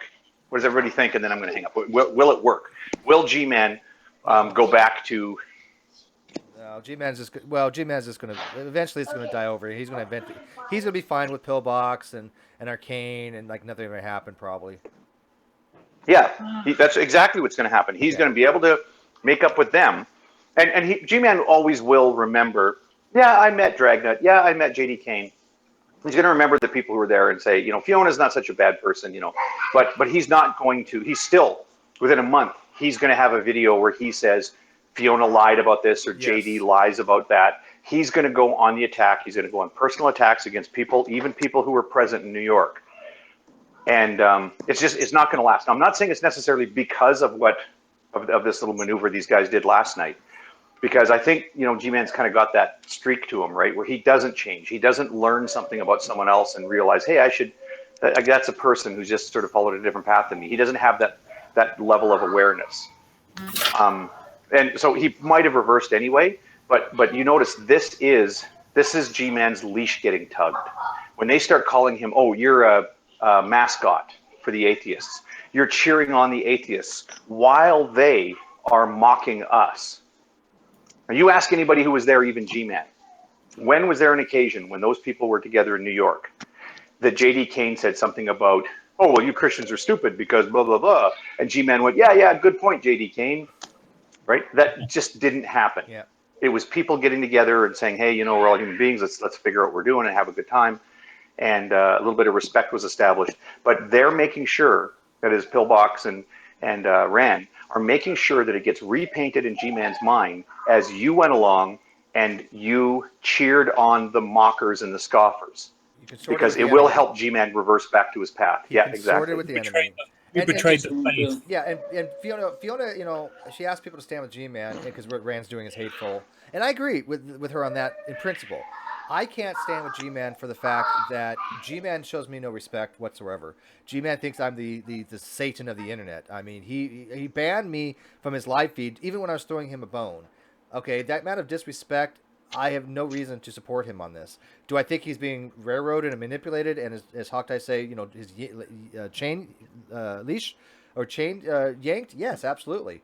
But it's hard to find sympathy for him when G-Man tries to make me out to be pariah, and yet it has backfired him every time. I mean, look how many people have been watching my hangouts and the amount of people that come into my hangouts compared to his anymore. And it's having a detrimental effect on his channel, but that's his choice. So I can't really support him because this is reaping what you sow. Yeah, he deserves what he's getting right now. Yeah, I think so. I'm sorry, I think he does. No. Well, come on, Frank. Look, he deserves. Again, this is how I always put it, right? When people do stuff wrong, they deserve something, but they don't deserve to be treated in manipulative ways. They don't deserve to be. There's a limit, right? He's done that to people, though, hasn't he? This is to me. I'm a kind of a karma person. What goes around comes around. I mean, this is no different than what they've done with other people, in some regards. He's getting a taste of what we go through when we say, "Hey, look, here's these scientists saying this." And you're just saying they're a bunch of inept idiots, and yet you're... No, that's still not okay. No. Well, I stand with Gman on this one. Well, hang on. It's not that I'm... Wait, let me finish. It's not that I'm condoning the action. Again, I think Rand is a dick, right? But it's hard to feel sympathy for G-Man. How about that? Well, you can say, Bob, hold on. You can say it's hard for you to feel sympathy. That's fine. Nobody's going to blame you for that. But basically, when you're saying, throw him to the wolves, let him fend for himself, then no. Yeah, that's one step overboard, right? No, I don't think so. Exactly. If he would have asked, wait a minute, if he would have asked me for help last night, I probably would have given it to him. Again. Okay. The way I look at it, Steve, is about G-Man. His stick is, he's got to have a combatant, right? Well, he doesn't have a combatant right now with Drag, Fiona, and JD Kane, right? Because they're kind of friends, so you really can't go after them. Who's left? You, Me, right? So right. he's got to come after you a little extra hard. Yeah. Yeah. Well, he understands that he understands that you're a man, and you're smart and intelligent, and you can handle the stuff he says, right? Because he's listening to you. Yeah, no, I think it's a show with him. I think it's an act he needs a in combatant. some ways. Yeah. I mean, to some extent. So you can't. I wouldn't say he deserves the things he's getting, right? Because he's just trying to keep his show going. So I can't hold that against him. I don't know. I mean, yes, I understand what you're saying. He does what he's got to do to keep his show going. But the problem is I think the way he goes about doing it is very dishonest sometimes. I try to be very honest. I want my show to be, because people really do believe what we believe. We don't have people come in here and promote things that they don't believe. I don't like contrarians. I don't like trolls in that regard. And I think, but Steve, no, you said it's a show. He's putting on an act, yes, right? Yeah, I do. So if he comes at you, he's not. I know, and that's why I said, Bob, if he would have asked me for help last night, I probably would have given it to him. Yeah, but in this case, hold on, I just want to chime in. But in this case, the wolves are really just ran in this dumbass legion of ladder of trolls. Yeah, I agree. I really wouldn't call them wolves. I would just call them like ticks or something. Yeah, I mean, G-Man's getting the short end of the fuck stick, but again, it is very hard. I won't go any further than this, but I will say that I find it very hard to have sympathy for him. How about that? But I mean, obviously, Rand is in the wrong. I mean, there's no question. Rand is being a manipulative. If that's as far as it goes, then that's fine. Okay. If that's as far as it goes, then that's fine. That's cool. Yeah, we can all agree upon that, I think, right? Because I have nothing against G-Man. I have nothing against G-Man. I've been trying to extend, the handship or the hand of friendship here, and try to be more patient with him, and he just bites me every time, and I don't understand. I've done nothing to him, and I think given Rand's for the show. What's that? Heavy? Yeah, given Rand's history and the type of guy he is, he's used to manipulating. He can be around people and kind of get a vibe from them, and maybe talk to them and kind of poke at them a bit. And go, oh yeah, here's an easy mark. Yeah, it's a con man. Yep, yeah. You're right. Yeah. He can find someone's weakness and he knows how to use it. I would say, Steve, that you have done something to G-Man. From his perspective, it doesn't really matter what I think, but from his perspective, you have dissed one of his best friends on the internet. Okay, yeah, Ronnie. yeah, no, I got you, right. You're the enemy because you disagree with someone that he puts a lot of faith in for his knowledge on, biology and. You diss someone that he would gladly die for. I don't know about that. I'm not making that up. He literally said that shit. I'm all like, dude, you're out of your freaking mind. I'd give a person money on here if I had it. I'm not gonna die for any one of y'all. I would expect you to, man. But if he's gonna prop Ronnie up as a science guy and then Ronnie gets torn down every time, yeah, again, don't have any sympathy for him. There's a long history there. I wasn't in New York. I can't just wave a magic wand and say, oh, it's all forgiven kind of thing, right? I don't have anything against G-Man personally. Hell, I don't even have anything against Ronnie. But I'm not going to forget the stupid shit that they've said and done. Especially the type of attitude they have against me and my channel, saying that I'm a liar and I'm all this other stuff. It's kind of like, come on. I understand it's for show. I get that. But do they got to be so deceitful in order to get views? That's how they want to get views. The difficulty is that you have to remember that they're juvenile thinkers when it comes to this whole lying concept. And I've used this analogy a number of times now, that their idea of lying is to say that what they believe to be true is not true. Right. That's true. That's what they think lying is. It's kind of like the mindset of a child that thinks if I close my eyes, they can't see me. Yeah. Because they're only looking at it from their perspective. Yeah, of course, they don't understand that, for me to say God doesn't exist, I believe that to be true. Whether they believe it to be true or not doesn't matter. Now, if I know that God exists and I say it's not true, well then, if I've already admitted that I believe that God exists and I just hate God type stuff, I'm a theist. If I had that position and openly had that position, then I would be lying. Because I did believe God exists, I just don't like him. But that is not my position, so that I'm not lying when I say that God doesn't exist. Right, but they think again. But I agree with you, Cliff. They literally think because you know God exists and you deny His existence, you're therefore lying by their definition, right? Well, like I say, they're using their own, they're using their belief system and trying to impose it on other people. Well, yeah, that's what they've been doing across the board. But, Yes. I mean, but in a nutshell, like I said, it's nothing personal with anybody. I mean, I have nothing personal with Ronnie or G-Man or C. Brown. I just don't. Why would I make it personal? I just go after what they say and just make light of it. And sometimes I make videos about it or have hangouts about it. Like G-Man, when he first got here in the hangout this morning, when we started this earlier today, he said something in the live chat. And you can go back and look at it. But he said something to the effect, well, Steve, this is why you're always going to be blocked in my hangouts. Before he didn't even know what we were talking about, right? He's more than welcome to come in and defend himself, but I'm sorry, I think he got his ass kicked.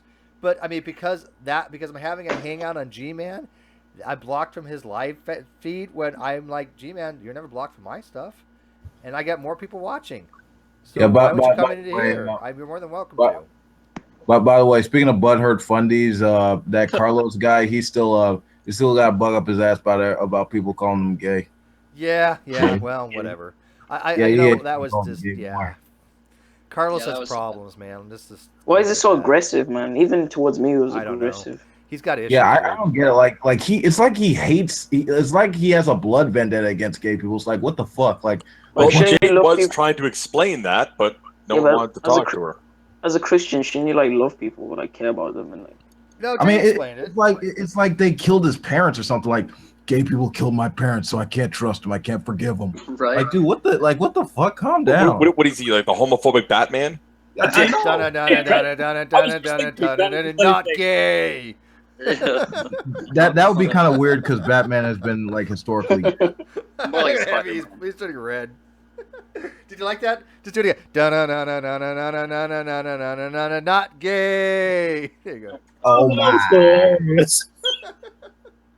Oh my. My. Oh my. Someone's going to use that clip right there. You do that really well. Oh my. Yeah, thanks. Sweet Jesus. Oh my stars and garters. Yeah, I don't know what these personal attacks people have are. That sounds like Taste Tea. Oh my stars and garters. It's the Beast from X-Men. He says that. He's been saying that for years. There was when I used to be real big in the Godzilla community online. He even had a website, and there was this one guy. He made off the wall, real kind of hinting at porn and real obscene kind of stuff. It was hilarious as hell, using little Godzilla figures and putting little bubbles above them when they're saying things. But one of his expressions was, "Oh, sweet monkey Jesus." Sweet monkey Jesus. I think you just added another layer of, there's a porn for that. Hey, can somebody get Rand in here? Because I messaged him a few times, but he hasn't got back to me. He said he would look for it. He didn't see it, though. So if you want to get Rand in here, we can get Rand in here. Like I said, Rand has never done anything against me. I know when he says things, it's completely for show. We have a behind-the-scenes thing. I get along with him just fine. But he'll say, weird shit about me and then be like, okay, hey, Steve, my brother kind of thing. I know that's for an act. I'm not worried about it, right? So, sure. I mean, he brings the lows. But, Cliff, did you just invoke Rule 34, like, not too long ago? I don't know. What's Rule 34? Really? There's a porn of it. If it exists, there's porn of it. Well, Rule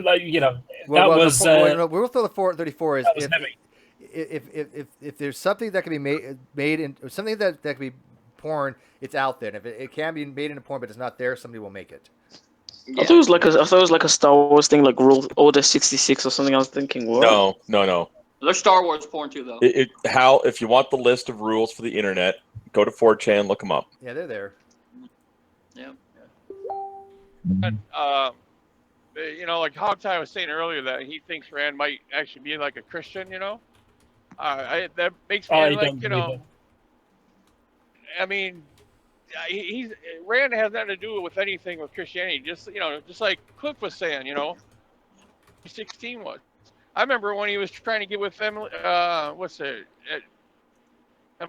Pugh, is that her name? Hillary Pugh. Rand told Hillary that he wasn't a Christian because he was trying to get with her, to sleep with her. I don't think. No. I mean, that was going fine anyway. But he said to her that he wasn't. Yeah, I don't know whether he's a Christian. And honestly, I don't care whether he's then a Christian. he dared her to reveal it, so she did. Want him to be. Yeah, I mean, Rand has a history of telling tall tales. I mean, this is the guy that claimed he was swallowed by what, a python or anaconda, and he cut himself. No, it was an anaconda. And he cut himself out from the inside. I mean, that's awesome. Holy shit! Yeah, but the thing that's so funny about that story is that he was talking about how he lived with this African tribe and how he'd become one of the tribe, and one of the initiation rituals or whatever it was to be eaten by this anaconda and then punch your way out of it. That was the way that he described it. Where in Africa is this? I thought he had a knife. Yeah, well, that's the thing. It's irrelevant. The thing about anaconda is they live in South America. Yeah. Because I'm from Zimbabwe, so... Yeah, but Hal, it's irrelevant. The snake in question does not live on the continent. But do you know how he got around that, Zulu? Yeah. Do you know how he justified that? You're going to love this. They got the snake from a zoo. It escaped from a zoo. Wow. All the bases are covered at least. Well, there's one other really huge problem with this. They squeeze you and break your bone, about every bone in your body before they swallow you. Yep. Technicalities. They don't man. just swallow you. Yeah, Zulu, trust me. These guys that you think are your brothers, I mean, trust me, they're not as much brothers as you think they are. There's a lot of history. Well, not all of them. I don't know if any of them. Honestly, I don't know if any of them are, dude. I'm not really not trying to. They're more like pejorative drunk here. uncles. They're more like drunk uncles. I don't think that Gman is to you. I don't think that Veckel is to you. I don't think that Carlos is to you. I don't think that Ronnie is. I mean, maybe. I mean, if you want to talk about your brothers, I mean, you should be referring to like General Han Solo or something, you know? Oh, hell no. Can we get along with him? Fine. Hell no. He said hell no. Hey, Hal, General Han Solo's never thrown you out of a hangout and kicked you out of a group. But I don't think Veckel's that bad. I haven't seen Veckel do anything that bad. Well, you haven't known Veckel for a long time. Veckel. Okay, let me tell you about Veckel. Because Veckel and I Veckel's a cool guy. We got to be poor, but let me tell you a little secret about Veckel. Veckel has a skill, and Veckel has a very good skill. Veckel can go into any hangout and within a matter of minutes get the entire hangout arguing with each other. It is a gift that he has. I have a feeling one word will come out of his mouth, and that is arbitrary. That's arbitrary. You don't pay. Come on, Wolf. You pay know my I'm bills. telling you the truth here. Don't grin and moan here. Either arbitrary. Well, it's either arbitrary or the fact of the matter is. I mean, it's just your opinion. Yeah, and he doesn't take a stance on anything when it comes to like science. It's like, dude, so what do you think about Ronnie's argument? Oh, I don't know. I didn't listen to it. Oh, what do you think about the debate? Oh, I don't know. I didn't listen to it. I'm pretty sure he did. Oh, I'm pretty sure he did. Yeah. I mean, he even came in here and said, "What debate? Oh, you had a debate with Ronnie? Well, you Tony, heard, we just talked about it. 4 days ago with him? Just Come on. talked about it. Yeah, I mean, a couple days ago. Maybe Veckel didn't hear you guys, but when you guys told him that Ronnie even said himself that he didn't, he realized he didn't do that good and he lost the debate. Veckel heard you guys say that. He goes, "Well, I'm not going to until I watch it yet." I mean, like, yeah, even though that Ronnie himself said he lost it, he'll watch it himself. It's okay. Yeah, whatever. But he just came in here to say that too. Is he still here? No. But do you guys understand that Veckel plays this little part? He is a taint licker with these guys. He really is. He's the ball washer. I don't have a personal issue with Veckel. He comes in all the time. I used to. It's just we know these guys. We know their characters. We know how they are behind the scenes as well as when that little live light goes on, and it's completely different sometimes. Veckel's not as bad as most of them by any means. Don't get me wrong. And Veckel knows the Bible. He's really fucking that's what amazing. I was thinking. Yeah, if you listen. I mean, like, I don't know if you have issue with like Veckel's interacting with the other guys, but I don't know if I would go so far as to say that he's not like a brother to Hilarious Zulu or something like that. I think Veckel's like a very honest. No, Veckel's pretty kind. Okay, so he doesn't consider you to be a heretic.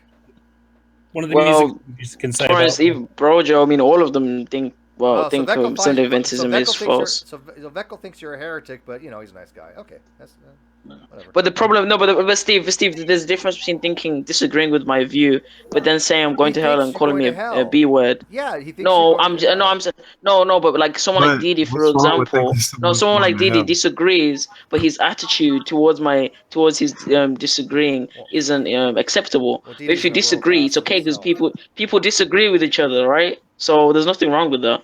It's the way you. Well, Didi can't talk shit. He's scared of the power talkers. He runs away every time. Didi is in a world unto himself. He's the biggest troll of all time. I mean, there's nobody who's complicit to Zulu, you gotta understand when they say heretic, that's like the worst insult they could say, right? They're basically saying you are against God. Heretic is somebody who's against God. That's what they're literally saying to you. False preacher, false preacher, heretic. I mean, like, well, if I'm getting persecuted, that's what the Bible says is going to happen anyway. I'm going to get persecuted. So. Well, but they say the same thing. They use the same verses to say that you're wrong, that they're being persecuted. Your friends should be persecuting you. Yeah, shouldn't be your friends. I mean, what do you do? I mean, the arguments. Hey, Zulu, what do you do when you have two people with two diametrically different religious viewpoints and both of them invoke, "Oh, but I'm being persecuted"? But Steve, it's not even that. It's like the arguments to rebuttal some of Adventism is so weak. I mean, if you study theology, I gave you a good question, Zulu. How do you determine which one is being persecuted because God said they're going to be persecuted? You see how bad of an argument that really is? Because both people can use it equally. The problem with the persecution thing is that the way that a number of the clan car posse types use is this: if I treat them like crap, they will give me shit for it. Therefore, that makes them persecuting me. Therefore, proving the Bible's true. I don't think people say that proves the Bible's true. But it's one of the things that the Bible claims that will happen to the believers. I think persecution is used out of context a lot of times. I mean, I look at persecution like, people who are really trying to kill you for what you believe in. To me, that's persecution. Well, that's the thing. I'm pretty sure the Bible also talks about mockery, so it's not. Yeah. I mean, persecution is more precisely probably like the first 100 years of Christianity, the first 200 years of Christianity, like people getting thrown in the Colosseums and stuff. But yeah, I mean, that's persecution to me. I don't think. I agree with you. Well, see, I don't think. For a lot of these people that we engage with, they do the persecution thing. It's a self-fulfilling prophecy. They say things and arrange things in a way that you finally get to a point where you have enough and you say something. Then they go, "Oh, I'm being persecuted." And they get off on it. Yeah, there's that. I think that's stupid because if you come here, obviously, if you come in this kind of group and you're coming to debate or I guess speak about for most part, I would say debate because most people are here to debate. I would say that you can't pull a persecution card because you knew what you were here for. You were here for disagreement. Well, yeah, but you sound like somebody who doesn't have a thin skin. You sound like somebody who speaks of the errors of who's been around the block, so to speak. That's not going to be like really upset by a few name calling, right? Would that get you? I mean, for me, it's like I can fully understand why people would say what they say. Like, for example, people who might not be Christian believers who would say, I'm brainwashed or, whatever they could say. I've heard it all, and it's not really hurtful because, or people who might say the Christian view is an irrational view on life. I can fully understand why a person would say that. Yeah. I do think. I fully believe that Jesus resurrected from the dead, but I fully understand why somebody would be like, that's irrational because you have never seen anyone resurrect from the dead. So I'm just understanding. It doesn't really bother me at the end of the day. Thin skin, like for example, like when people are losing arguments, like Tommy Hall would just, he doesn't know what the hell he's talking about. So he'll be like, oh, well, you know what? Fiona said, fuck you, Tommy, one time 3 years ago. It's like, come on, it's that kind of idiocy that are like, Tommy, you're a fucking moron. Just stop. Just stop. Because that's the kind of persecution porn that they always seem to go back to. Can I tell Tommy to fuck up? Yeah, that's not persecution, in my opinion. Yeah. Steve, is Tony being presented? Who? Tony? No. Yeah. Is he being presented? No. Yeah, for some reason, Steve, I have Frank being presented all the time to me. Huh. You guys need to refresh. Yeah, No, I see Hana. I had that earlier. I just like Everybody sees something different. Let me check the live feed. Yeah, my screen says Hana. Yeah, some screwed up because Hannah's being presented on my phone. So phones have I Hana. refreshed earlier and it stopped doing that. No, it's not. It's whoever's talking. So basically, what I'm hearing is nobody minds that I'm presented, but when other people are presented, that's where the problem comes in. Okay, just because your picture is cool. I'm glad I'm on the phone. Well, no, what I did then to solve the problem was I went and Well, you're clicked a on girl, Bob and so, presented him you to know. myself my and just screen, watched whoever's the talking, road. Yeah, whoever's talking, it shows their thing. So. Yeah. Yeah, but I mean, there are a lot of glitches with G+. Yeah, But welcome to anyways, we're Google going to be wrapping Hangouts. this up soon. I think we've gone long enough. I mean, we didn't get too much into the actual hangout that they had, but I think you guys got the gist, though, that G-Man is just out of his element, discussing flat Earth, Yeah, and he got a little bit of taste of his own medicine, I thought. Yeah, I would have tried. I watched as much as I could. It was only like 10 minutes, and I just couldn't handle the stupid. I know anymore. it's hard. It was hard. I was dying the entire time. But you know, G-Man, if he wants to like really be active in this community, he's gonna have to like change certain things, and I don't think that he's capable of doing it. I mean, this whole I'm just gonna block Steve for the live feed. Even when I'm supporting him, even the other day, I was on STD Kane, and he was doing his podcast, and I was like, hey, G-Man, you know what? This is your niche. Stick with this. You do a really good job on this. And I was giving him praise. I still got blocked. So it's just like, you know, that's the kind of juvenile bullshit that really destroys people's channels, and that's why I don't listen to them live anymore. And I'm recommending other people don't listen to them live. Listen to them afterwards, fine.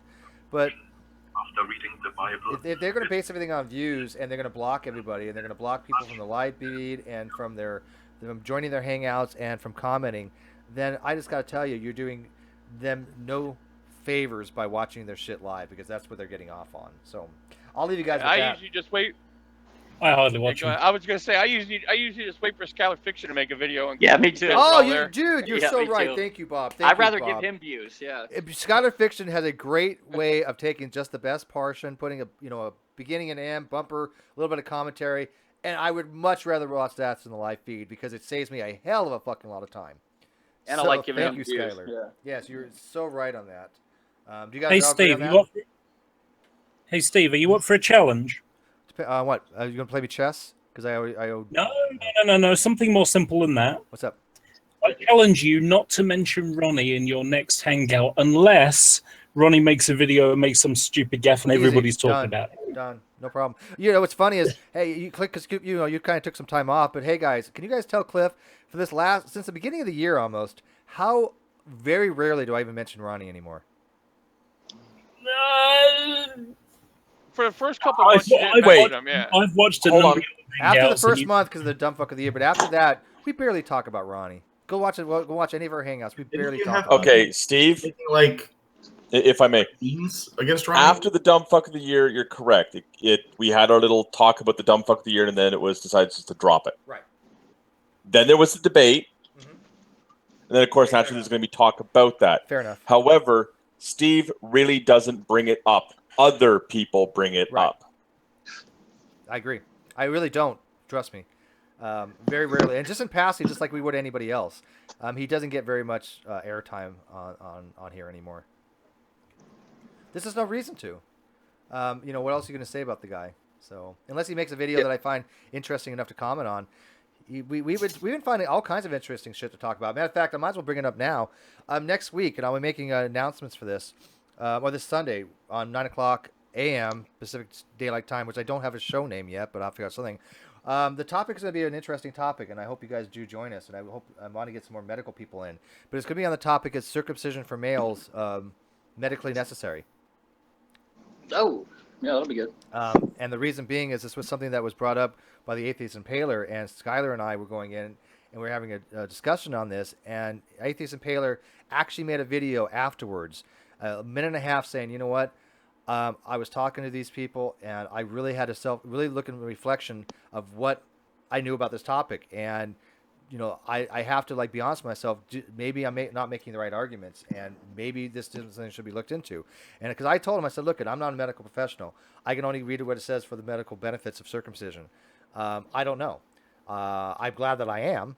But if you think it's mutilation, then let's make an argument for it. Let's talk about it, because he thinks it's mutilation, barbaric, and just a religious custom. And so I thought it'd be a really good idea to have a hangout on that and other MRA type stuff, men's issues. Maybe not, specific stuff, but broadly speaking. But I think it's going to be a very good hangout. And I'm going to invite some people that know a lot more about medicine than I know, which is just about everybody in the community. And then have a talk about it and see what you guys think. Should we continue on the practice of circumcision for males? The answer to me is no, because way back when people didn't have baths and showers every day or so, stuff could get stuck in there and cause infections and things like that, and that would be a problem.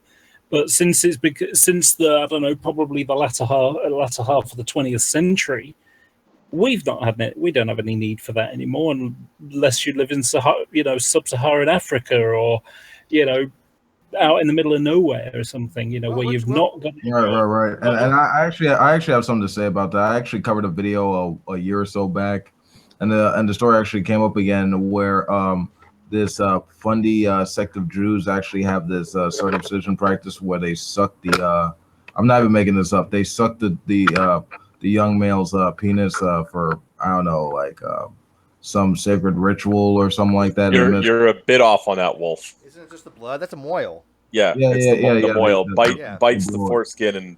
Yeah, that's a Jewish custom. All right, yeah. I thought of another one. But the point is, like medically speaking, like the doctors are against it. And, well, I'll tell you what. Let's save it for Sunday. I mean, again, I am not against circumcision, but I'm willing to listen to the arguments. I'm not like fixed on this, right? I'm open to have a discussion on it. But I think we need to get both sides on it, and I think it's going to be interesting. So tune into that on Sunday morning. I don't think I'm going to hang out between now and then. Maybe. Depends on something on Friday, maybe. I don't know. But anyways, guys, some last thoughts. I want to say thank you guys very much for joining us today. We had 79 people watching. That's a lot. Yeah, that's cool. So it's not as much as we have on Sundays, but it's still good for Wednesday. So who wants the last word? Hannah. I'm definitely not Jewish. I have one last word. How many guys, after that discussion about circumcision, how many guys have got their legs crossed right now? I'm spread wide, dude. I'm mansplaining like a motherfucker. Now, let's ask a question, Steve. How many women are going to come into the hangout and dominate the hangout and talk about an issue which related to men, not women? Hey! Don't you try to? All my hangouts are open. No, it had no, Hannah. You had your time. This happens every time the abortion topic comes up. No, they're more than welcome. It's a bunch of men coming to a hangout and talk on the topic. It's definitely open to anybody. This is not a gender-specific topic. They do have female They do have the female mutilation too. Yeah, but I think 99.999% of everybody realizes that that's a completely different thing. Yeah. So it would seem that women would have something to say on the subject. Yes. Yeah. But Hannah, I'm still going to give Hannah the last word. So Hannah, take us out. Fuck all of you. Good night. There you go. Good night.